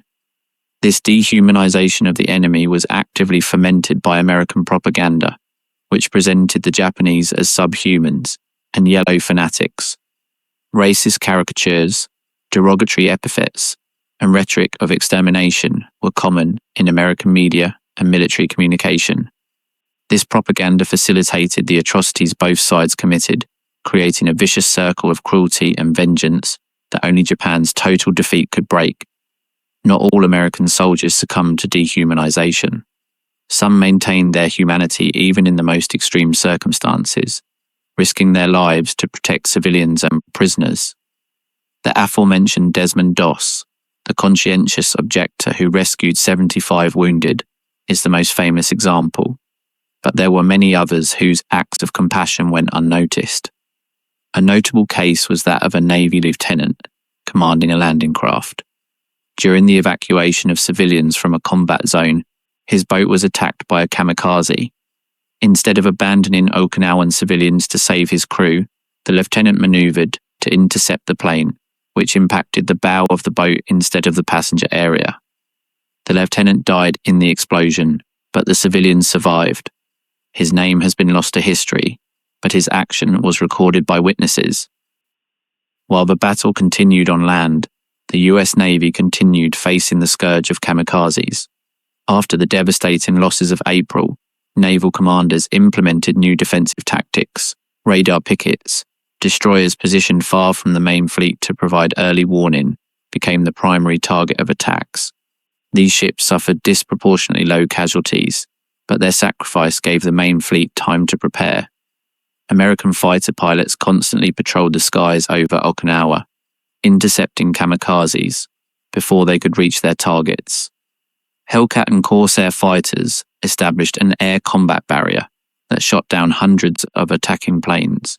However, there were always some that broke through defenses, and every successful impact caused dozens of deaths and severe damage to ships. The attacks of the 5th Kikusui wave at the end of May coincided with some of the most intense combat on land around Shuri Castle. For 3 days, more than 150 kamikazes attacked the fleet, sinking several ships and damaging many more. A destroyer received 4 impacts in a 20-minute period, but managed to stay afloat. Its captain received the Medal of Honor for keeping his crew in action while the ship burned around him. The 6th wave, in early June, was particularly devastating because it included new weapons the Americans had not faced before. The Japanese deployed Oka, manned missiles carried by bombers, to near the target and then launched to perform a suicide attack. These human bombs were extremely difficult to shoot down due to their small size and high speed. An Oka hit directly on the destroyer USS Callahan on July the 28th, killing 47 crew members. The ship sank in less than 20 minutes. Another reached the destroyer USS Cassin Young, although it managed to stay afloat and returned to port for repairs.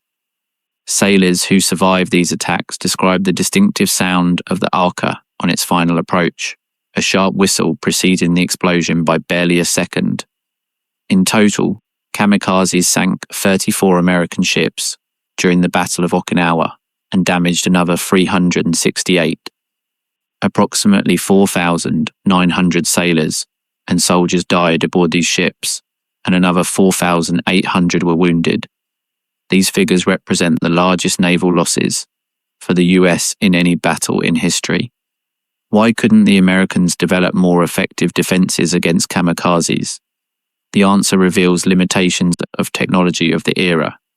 Radar systems could detect attacking planes, but could not distinguish between a plane attempting to bomb conventionally and one planning to crash. Anti-aircraft guns could shoot down planes, but a kamikaze did not need to survive its approach. Even gravely damaged, it could maintain course toward its target.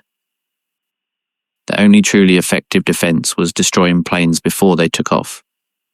And Americans dedicated enormous resources to bombing Japanese airfields in Kyushu and Formosa. However, the Japanese dispersed their planes, camouflaged them, and hid them in caves and tunnels.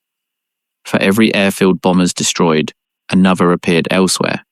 The production of Japanese planes, though greatly reduced compared to previous years, continued being sufficient to fuel the flow of suicide pilots.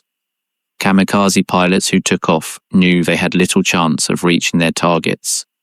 US interceptors, anti-aircraft artillery, and escort fighters meant the majority of attackers were shot down before reaching the fleet. Statistics suggest that approximately one kamikaze out of every 10 managed to impact a ship. But for pilots, those odds didn't matter. Their mission was to die trying. Success or failure was secondary to the act of sacrifice itself. Letters written by these young men to their families before takeoff reveal a mixture of emotions defying simplification. Some expressed genuine patriotic fervor, convinced their death would contribute to Japan's salvation. Others revealed doubts and fears they could not express publicly. Many simply said goodbye to their loved ones, thanking them for the lives they had lived and lamenting those they would never live. A 21-year-old pilot wrote to his mother, "Tomorrow I will depart for the southern sky. Please, do not be sad. I lived a short but full life thanks to you.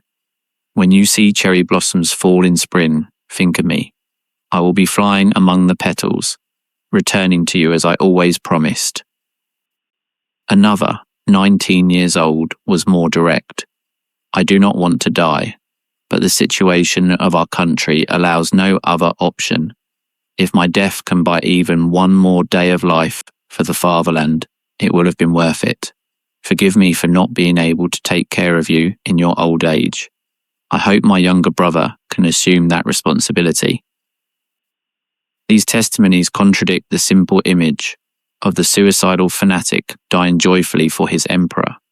Kamikaze pilots were complex human beings, trapped in a system leaving them no other option but death. Some embraced that death, others accepted it with resignation.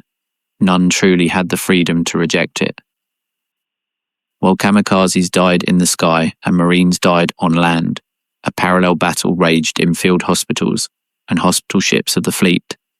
Doctors, nurses and orderlies worked tirelessly to save the wounded arriving in a constant stream. Medical techniques developed during the Battle of Okinawa would save countless lives in future conflicts.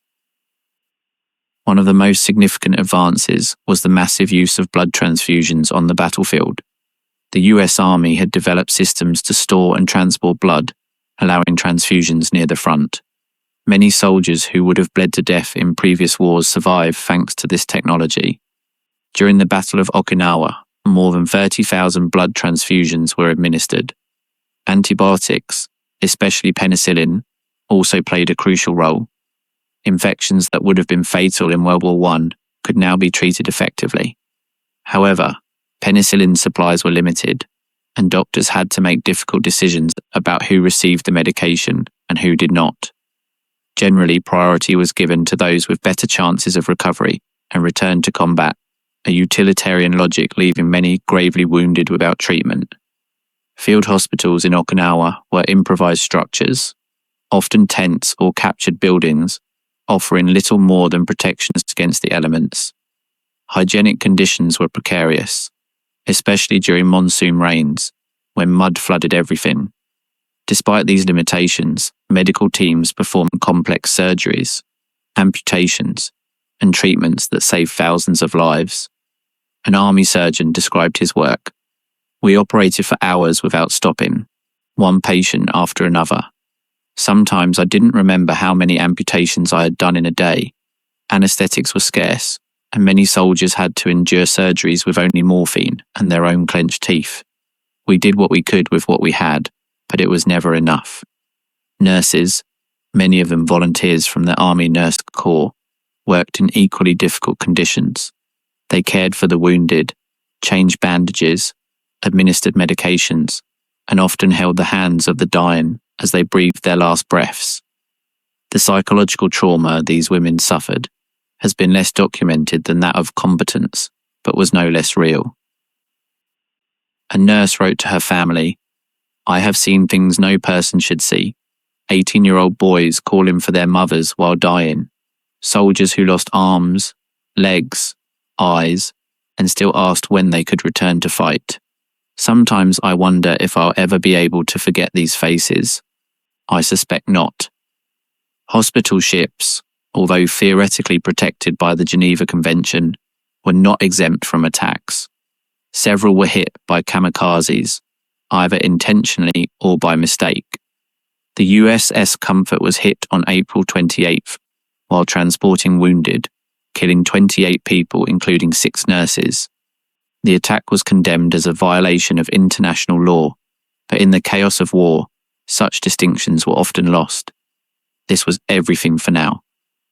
I need you to say continue to follow with the next 25,000 words of the script, where we will explore the final days of the battle, the fate of Japanese soldiers who refused to surrender for decades, the lasting psychological repercussions on survivors, and the final lessons this battle left for future generations. The war in the caves of Okinawa revealed aspects of human nature few wanted to confront.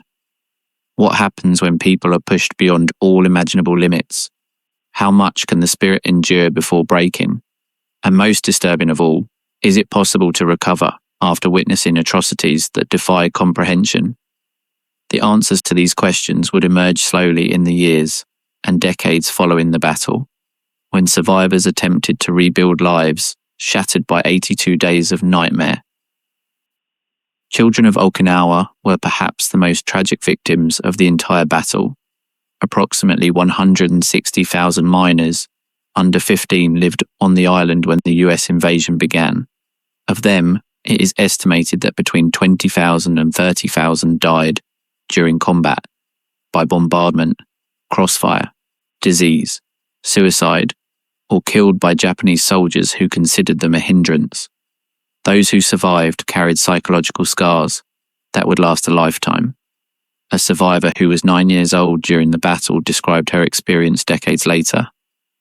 My childhood ended the day the bombing started. I saw my grandmother die when a shell hit our house.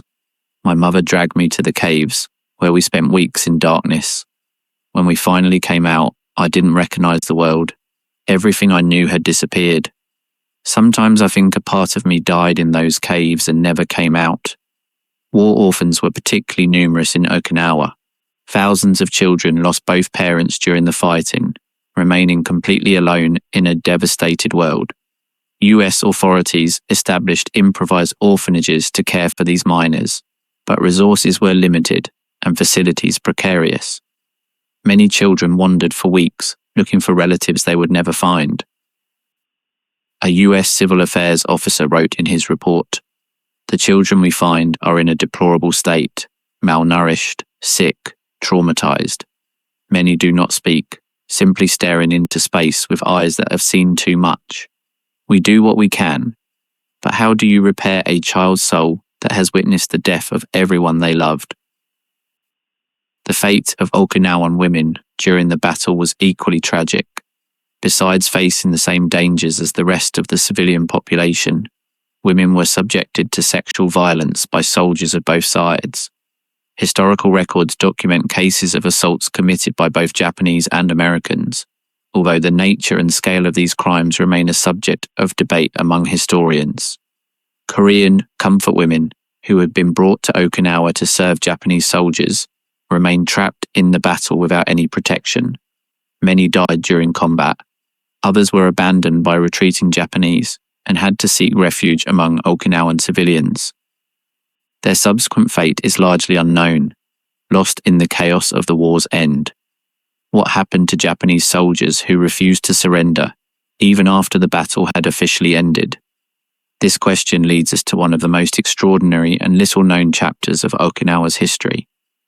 Although General Ushijima took his life on June 22, 1945, marking the official end of organized resistance, thousands of Japanese soldiers remained hidden in the caves and jungles of the island, refusing to believe the war had ended. These stragglers, as they would be called later, represented a unique phenomenon in military history. Unlike conventional prisoners of war, who eventually accept their capture, these soldiers continued considering themselves active combatants for years, sometimes decades, after the end of hostilities. Their resistance was not simply stubbornness. It was the result of indoctrination so profound, it prevented them from conceiving the possibility of surrender under any circumstance. Colonel Hiromichi Yahara was the highest-ranking Japanese officer to survive the Battle of Okinawa. Unlike Ushijima and Cho, Yahara did not take his life.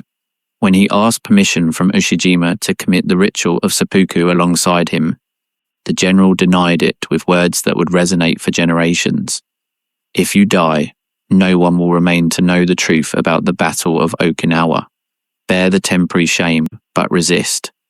Yahara was captured by Americans and spent the years following the war documenting what he had witnessed. His book, The Battle for Okinawa, became a fundamental source for historians, attempting to understand the Japanese perspective of the combat. Yahara did not try to justify atrocities or glorify sacrifice. He simply described what had happened, letting readers draw their own conclusions. But while Yahara wrote his testimony, other Japanese soldiers remained hidden in the island's caves, convinced the war continued. Some were discovered and captured in the weeks and months following the official end of the battle. Others resisted for years, surviving on what they could find in the jungle and evading American patrols that occasionally searched for them. One of the most notable cases was that of the soldier Kinjo Shigeaki, who remained hidden in the caves of southern Okinawa for more than 2 years after the war ended. Kinjo had been part of coastal defense units and had taken refuge in tunnels when Americans advanced. During all that time, he survived eating roots, small animals, and what he could steal from nearby farms during the night. When he was finally discovered in 1947, Kinjo initially refused to believe Japan had surrendered. US officials had to show him newspapers, photographs, and eventually bring relatives to confirm the war had ended. Even then, Kinjo experienced profound shame for having survived instead of dying like his comrades. The most famous case of a Japanese soldier refusing to surrender did not occur in Okinawa, but in the Philippines. Yet his history illustrates the mentality also existing among the island's defenders. Lieutenant Hiru Onoda remained hidden in the Philippine jungle for 29 years, until 1974, rejecting all attempts to convince him the war had ended. He only surrendered when his former commanding officer travelled personally to the Philippines to order him to lay down arms. What does this prolonged resistance tell us about the psychology of the Japanese soldier? Experts have debated this question for decades. Some argue that Japanese military indoctrination was so effective, it created a genuine incapacity to conceive surrender as an option. Others suggest the shame of returning to a society that valued death over capture was too great to bear. Probably both factors played a role. The future governor of Okinawa Prefecture, Masahide Ota, was one of the Japanese who remained hidden in caves after the official end of the battle. Ota had served as a student soldier during combat and had witnessed first-hand atrocities committed against Okinawan civilians. His wartime experience would deeply shape his later political career and his dedication to preserving the memory of what had happened. Ota emerged from the caves weeks after the battle ended, when he finally became convinced Americans would not massacre prisoners as Japanese propaganda had promised. What he found was an unrecognizable island, cities reduced to rubble, fields turned into cemeteries, and a traumatized population barely beginning to comprehend the magnitude of its loss. In subsequent decades, Ota dedicated his life to documenting Okinawan suffering during the battle and advocating for a reduction of US military presence on the island. As governor, he repeatedly challenged Tokyo's central government and US authorities, arguing that Okinawa had paid a disproportionate price during the war and continued paying it during peace.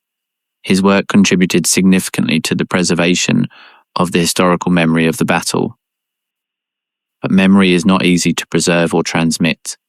How do you tell a story of such immense suffering without overwhelming the audience? How do you honor the dead without glorifying the war that killed them?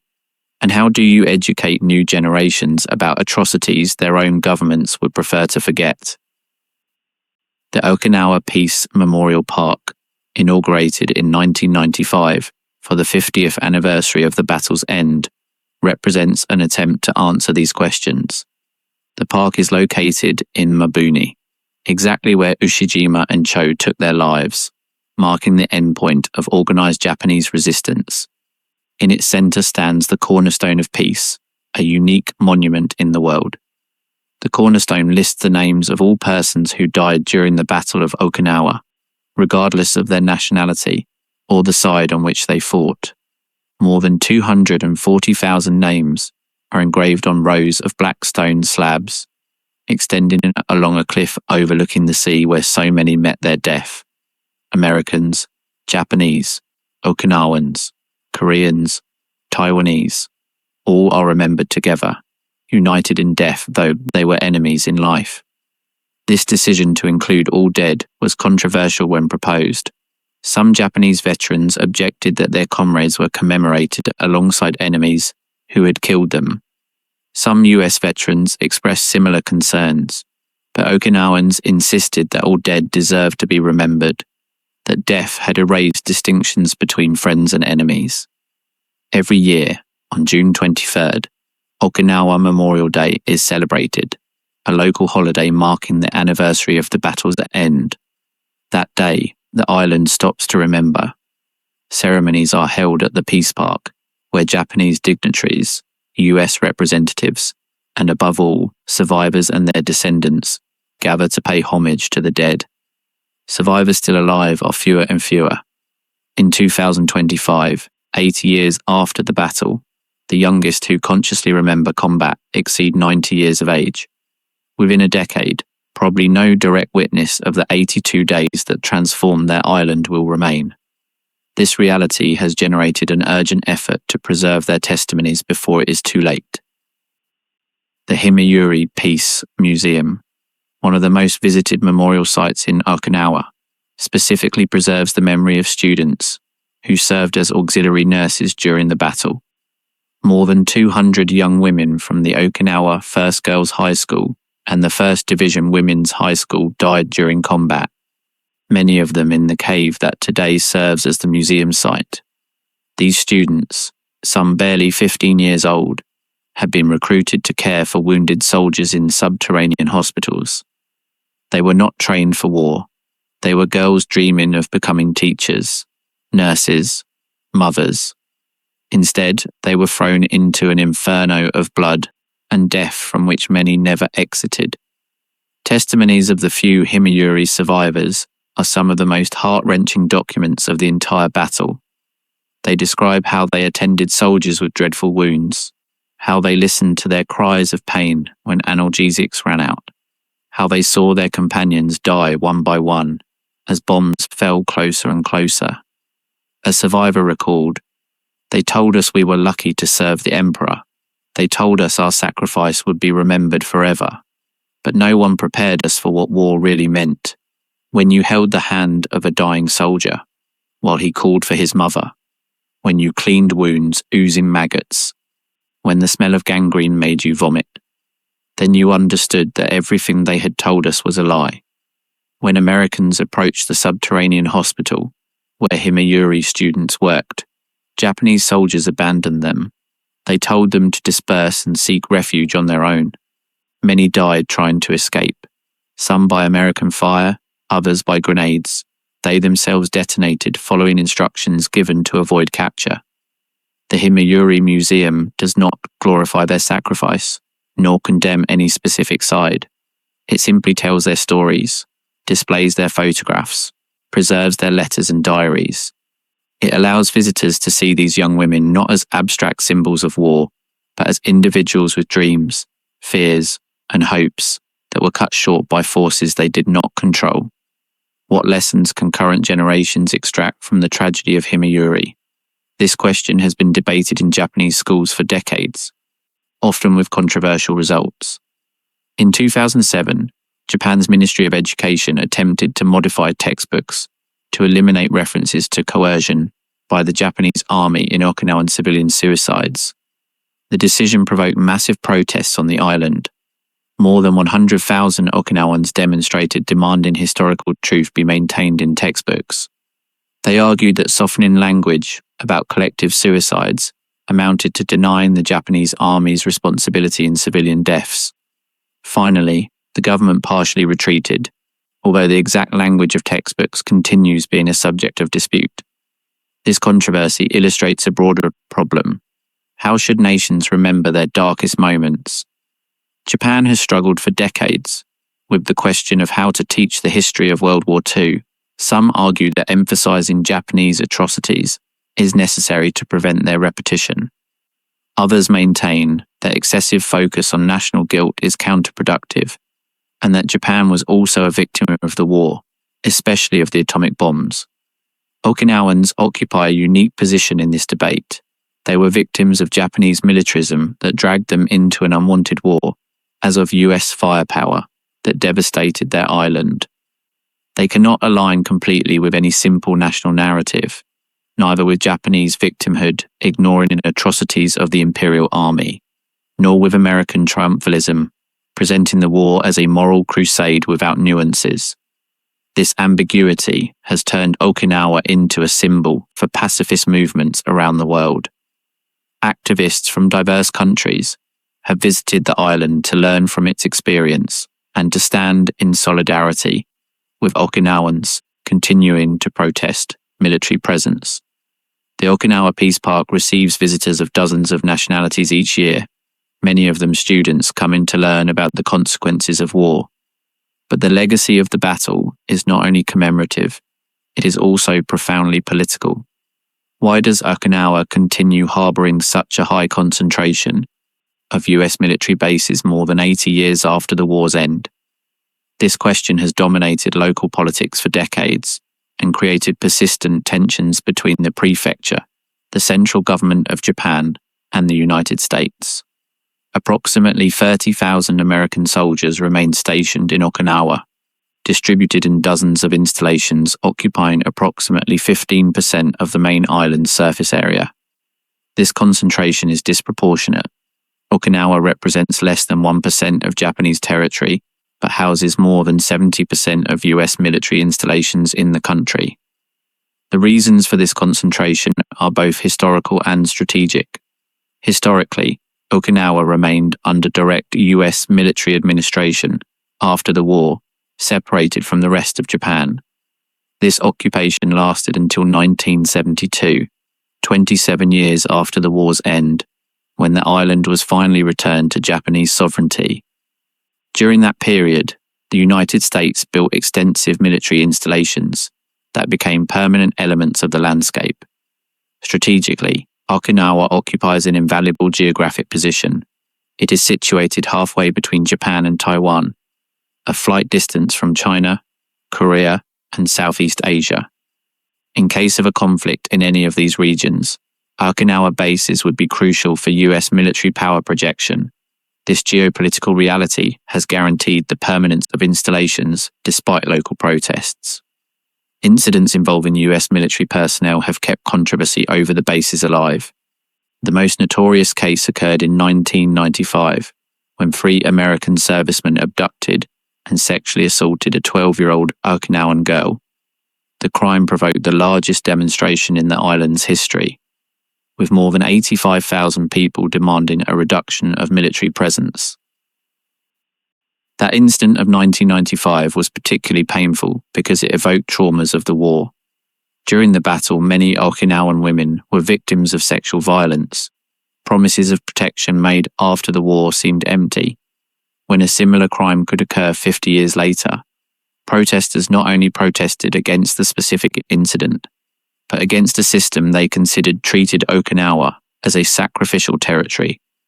In response to protests, the governments of the United States and Japan agreed to relocate some installations and reduce the military footprint on the island.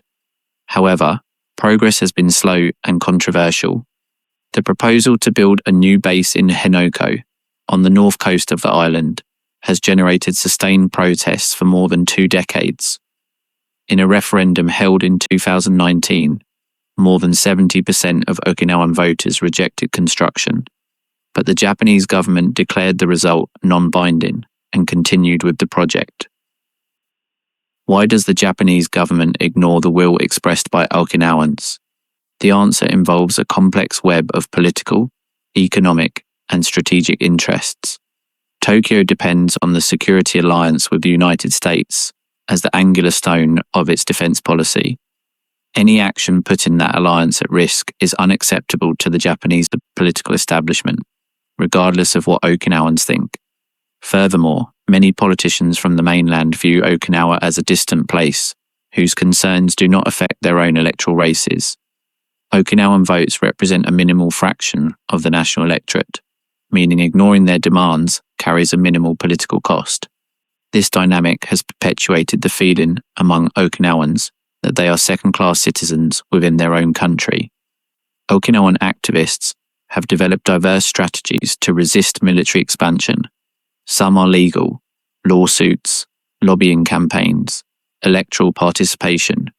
Others are direct action: sit-ins in front of base gates, road blockades, occupations of construction sites.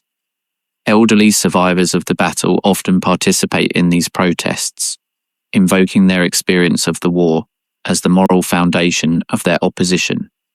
An 87-year-old activist, who was a girl during the battle, explained her participation in protests. "I saw my family die during the war. I saw what military bases brought to our island.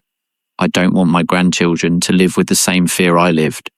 If I have to spend my last years protesting, I will. Someone has to speak for the dead." But not all Okinawans oppose the bases. A significant minority, especially those whose families depend economically on military installations, supports US presence. Bases employ thousands of local workers and generate a constant demand for services benefiting many businesses. For these people, protests threaten their livelihood. A merchant operating a restaurant near a US base expressed his perspective. "I understand why people protest, but my family depends on soldiers coming to eat here. If bases leave, what will happen to us?" It's not as simple as activists say. This division within the Okinawan community adds another layer of complexity to an already difficult debate. Families find themselves on opposite sides of the issue, and political tensions sometimes turn into personal tensions. The legacy of the battle not only divides Okinawa from the rest of Japan, it also divides Okinawans themselves. How did the Battle of Okinawa affect decisions leading to the end of World War II? This question takes us back to the spring and summer of 1945, when US leaders contemplated the next step in the war against Japan. Casualty projections for the invasion of the main Japanese islands, known as Operation Downfall, were based largely on the experience of Okinawa. If an island of barely 1,200 square kilometers had cost more than 50,000 American casualties, how many would invading Kyushu cost? With an area 20 times larger and a population 100 times more numerous, estimates varied enormously, from 250,000 to more than 1 million US casualties. Some projections included Japanese casualties, both military and civilian, which could reach 10 million. These numbers were so overwhelming they questioned the very viability of the invasion. Was the United States willing to pay that price? Was it possible to maintain public support for a war that could last years more and cost hundreds of thousands of additional lives? President Harry Truman, who had assumed office just 3 months before Franklin Roosevelt's death, faced the most momentous decision of modern history. On his desk were reports on Okinawa, casualties, kamikazes, civilian suicides, fanatical resistance of defenders. Also present were reports on the Manhattan Project, the atomic bomb that had been successfully tested in New Mexico on July 16, 1945. What factors weighed in the decision to use atomic bombs? Historians have debated this question for 80 years without reaching a definitive consensus. What is indisputable is that the experience of Okinawa was one of the central elements in deliberations. Truman's advisors presented battle numbers as evidence of what awaited if invasion proceeded. Secretary of War Henry Stimson argued that atomic bombs, although devastating, could end the war quickly and save lives that would be lost in a prolonged invasion. Other advisors had moral doubts about using a weapon of mass destruction against cities populated mainly by civilians. Truman, according to his own writings, struggled with the decision but finally concluded it was the least bad option among terrible alternatives. On August 6, 1945, the B-29 bomber Enola Gay dropped the first atomic bomb on Hiroshima. 3 days later, a second bomb destroyed Nagasaki. On August 15th, Emperor Hirohito announced Japan's surrender. The most destructive war in history had ended, but the debate over how it ended barely began. Critics of the use of atomic bombs have argued that Japan was on the brink of surrender anyway, that bombs were unnecessary and constituted a war crime. They point out that the Japanese had begun exploring diplomatic channels to negotiate peace before Hiroshima. They argue that the United States could have demonstrated the power of the bomb without using it against populated cities. Defenders of the decision respond that evidence from Okinawa suggested Japan would not surrender without an overwhelming demonstration of force. They point to mass civilian suicides, fanatical soldier resistance, and official Japanese rhetoric promising to fight to the last citizen. They argue that any invasion would have caused many more deaths than atomic bombs, both American and Japanese.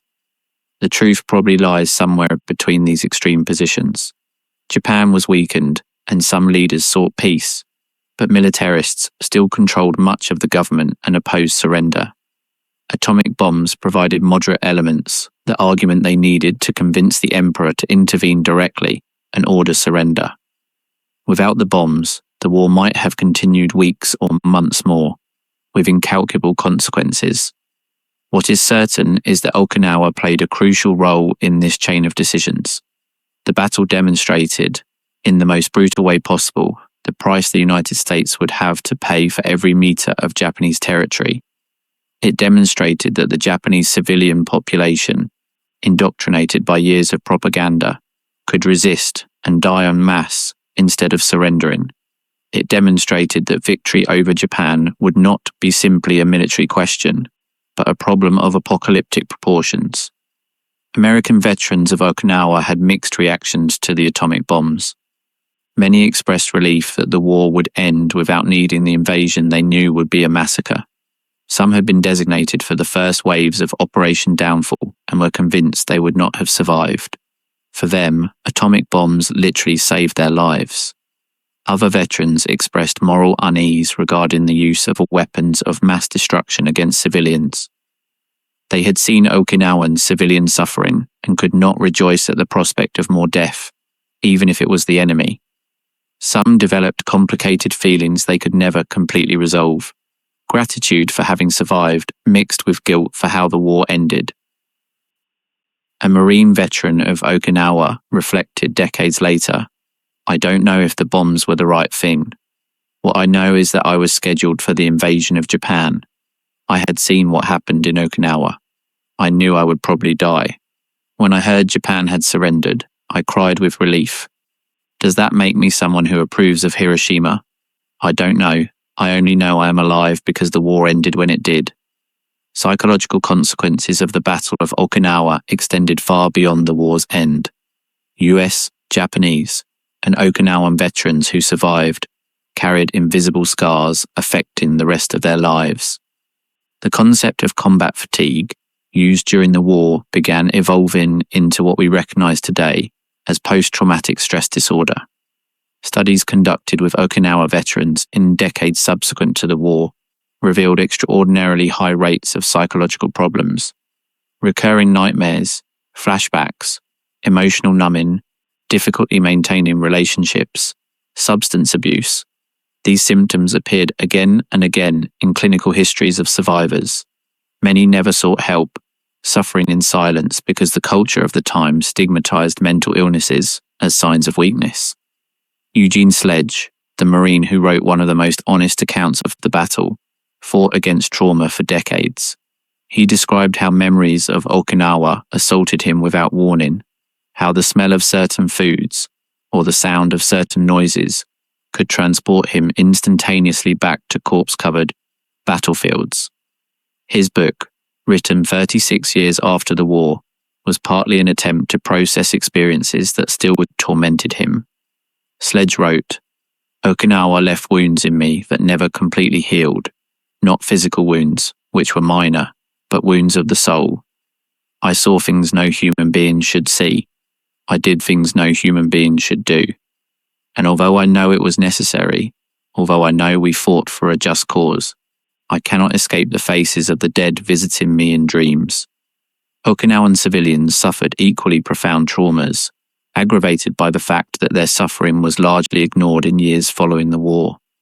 While Japan rebuilt and the United States celebrated its victory, Okinawans lived under direct military occupation, struggling to survive on a devastated island, without anyone paying much attention to their psychological scars. Children who survived the battle grew up to become adults, marked by experiences they could never fully process. Many developed what psychologists would later call transgenerational trauma, trauma transmitted from parents to children through behavior patterns, unexpressed expectations, and silences charged with meaning. A psychologist who worked with Okinawan families in decades following the war observed, parents who had survived the battle often could not speak of what they had experienced, but their children felt the weight of that silence. They knew something terrible had happened, but were not allowed to ask.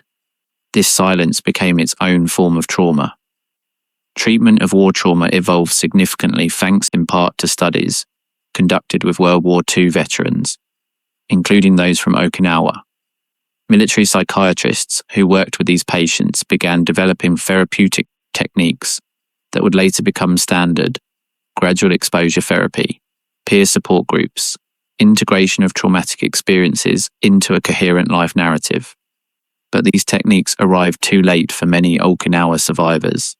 By the time PTSD was officially recognized as a diagnosis in 1980, many veterans had already spent 35 years struggling without help.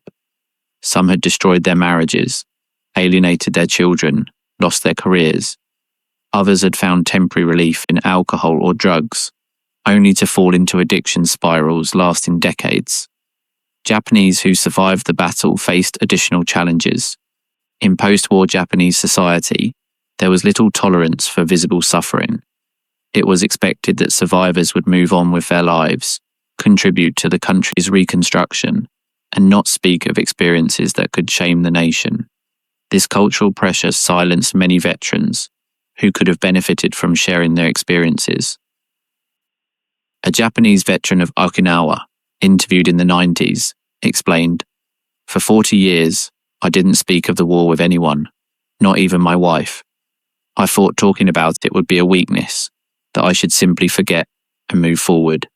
But I can't forget. Memories are always there, waiting to assault you when you least expect it." What can we learn today from the Battle of Okinawa that is relevant for 21st century conflicts? This question has become increasingly urgent as geopolitical tensions in East Asia have increased. China and the United States compete for influence in the region. Taiwan remains a point of potential explosive friction, and North Korea continues developing nuclear weapons. In this context, Okinawa's lessons acquire new relevance. One clear lesson concerns the costs of war for civilian populations. In Okinawa, civilians constituted the majority of victims. Perhaps 100,000 of the 250,000 dead were Okinawans who were not fighting.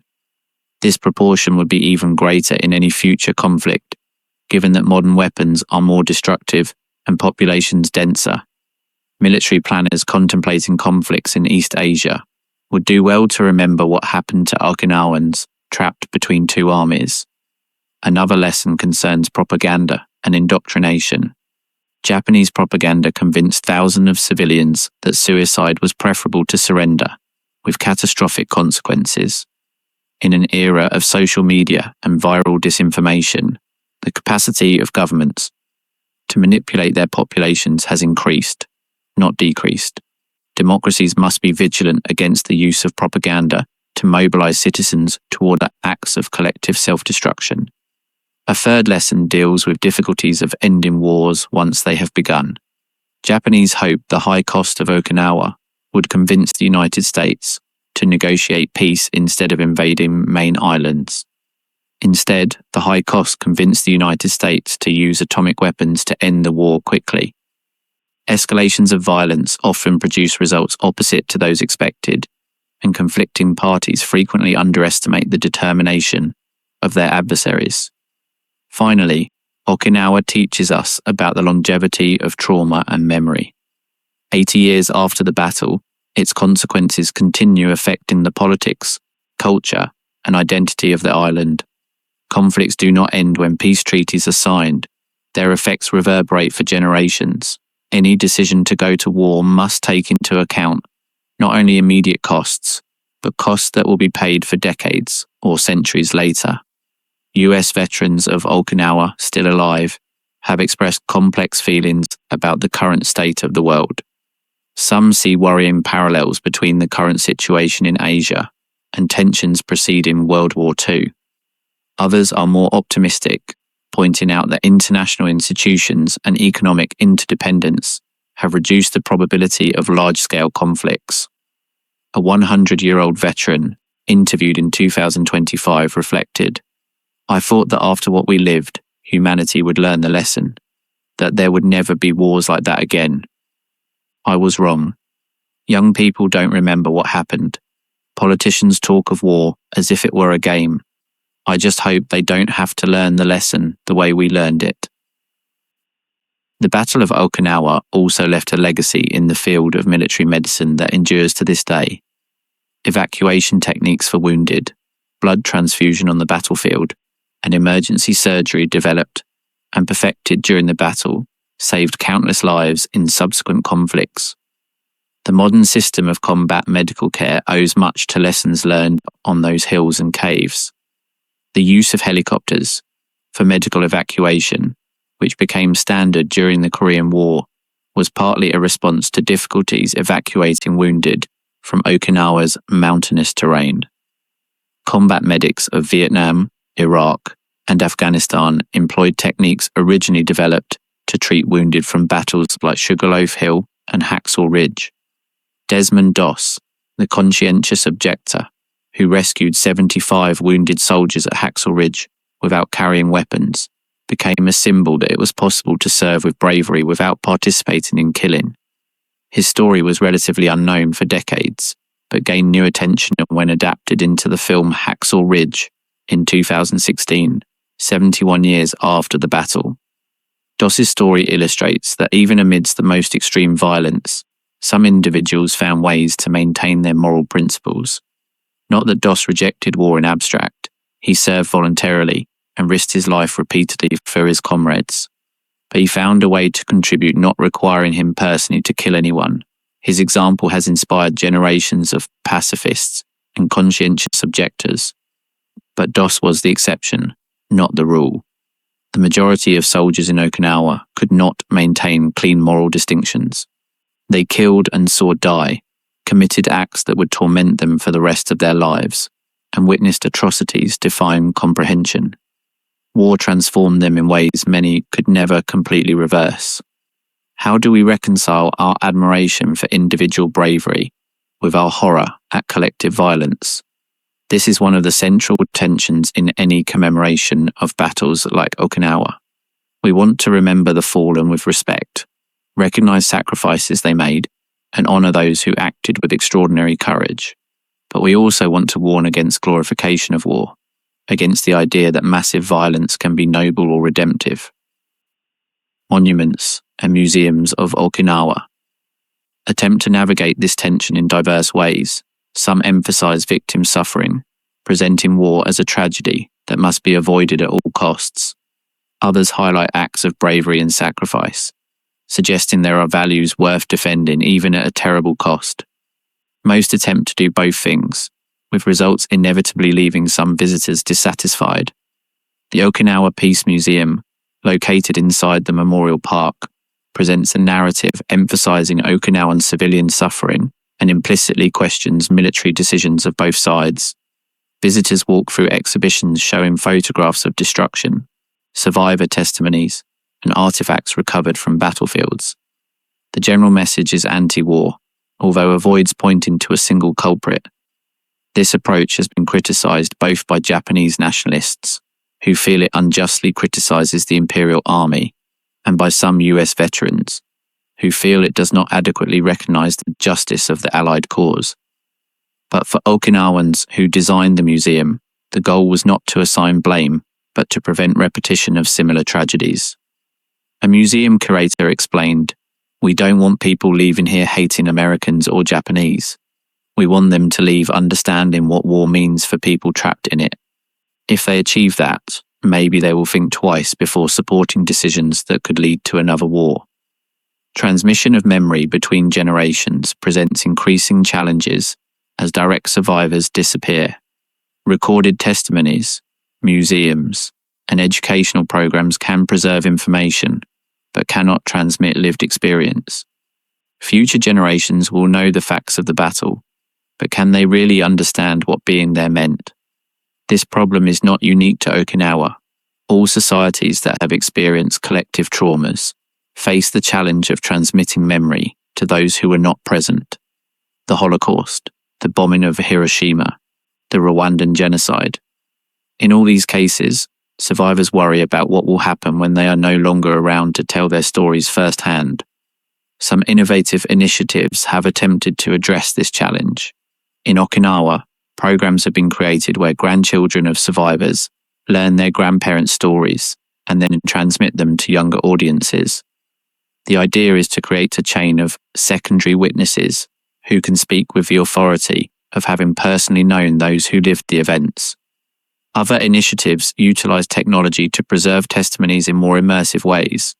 High-definition video recordings, virtual reality reconstructions, and interactive databases allow users to explore survivor experiences with a level of detail not possible before. But no technology can completely replicate the experience of sitting in front of a survivor and hearing their story directly. An educator working with Japanese students in historical memory programs reflected, "Every year is more difficult.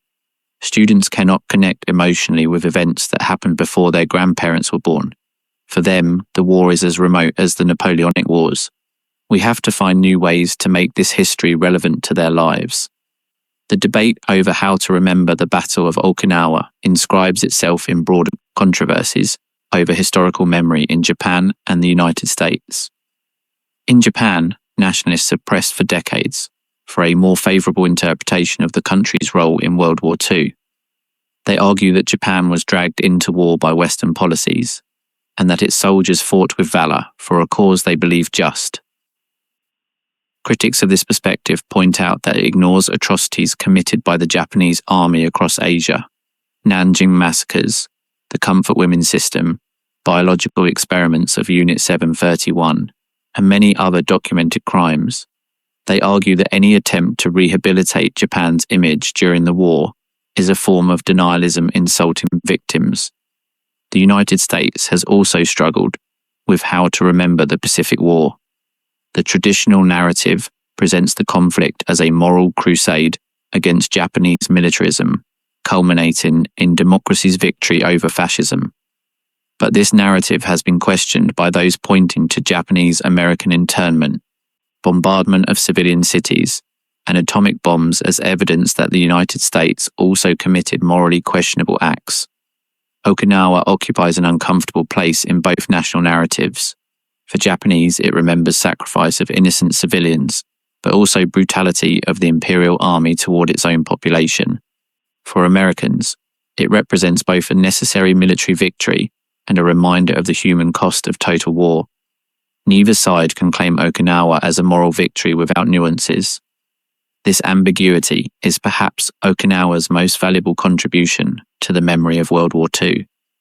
In an era of simplistic narratives and political polarization, the history of the island reminds us that reality is always more complex than we would like, that wars have multiple victims and multiple culprits, that the line between defenders and aggressors, between victims and victimizers, is often blurred and shifting. The 82 days the Battle of Okinawa lasted permanently transformed world history. Decisions taken in those weeks of April, May and June of 1945 reverberated for decades. The decision to use nuclear weapons, the Cold War, the alliance between the United States and Japan, the US military presence in East Asia. All these realities that define the second half of the 20th century and continue shaping the 21st find part of their origins in what happened on that small Pacific island. And while historians debate interpretations and politicians make decisions about the future, Okinawans continue living among echoes of the past. Every day, children go to school passing by monuments, commemorating tragedies they can barely imagine. Every night, elders who survived the battle wake up from dreams that never finish completely. Every year, in June, the island stops to remember the dead and ask what their sacrifices mean for the living. The history of Okinawa has no clean ending. There is no satisfactory resolution, no simple lesson we can extract and apply comfortably to our own lives. Only a complex, painful reality challenging our habitual categories and forcing us to confront the most difficult questions about human nature. Are we capable of learning from errors of the past? Can we build a world where tragedies like Okinawa do not repeat? Or are we condemned to forget, to minimize, to repeat the same destructive patterns that have marked human history since its origins? There are no easy answers to these questions, but perhaps the simple fact of asking them, of keeping alive the memory of what happened, of refusing to accept oblivion as inevitable destiny, is already an act of resistance against forces pushing us toward repetition. The 240,000 names engraved on the cornerstone of peace are a silent reminder of what is at stake. Each name represents a truncated life, a story that ended too soon, a constellation of relationships and possibilities extinguished in those 82 days of violence. If we can keep those names present in our conscience, if we can remember what lies behind statistics, human beings with dreams and fears and loves, then perhaps we have a chance to do things better.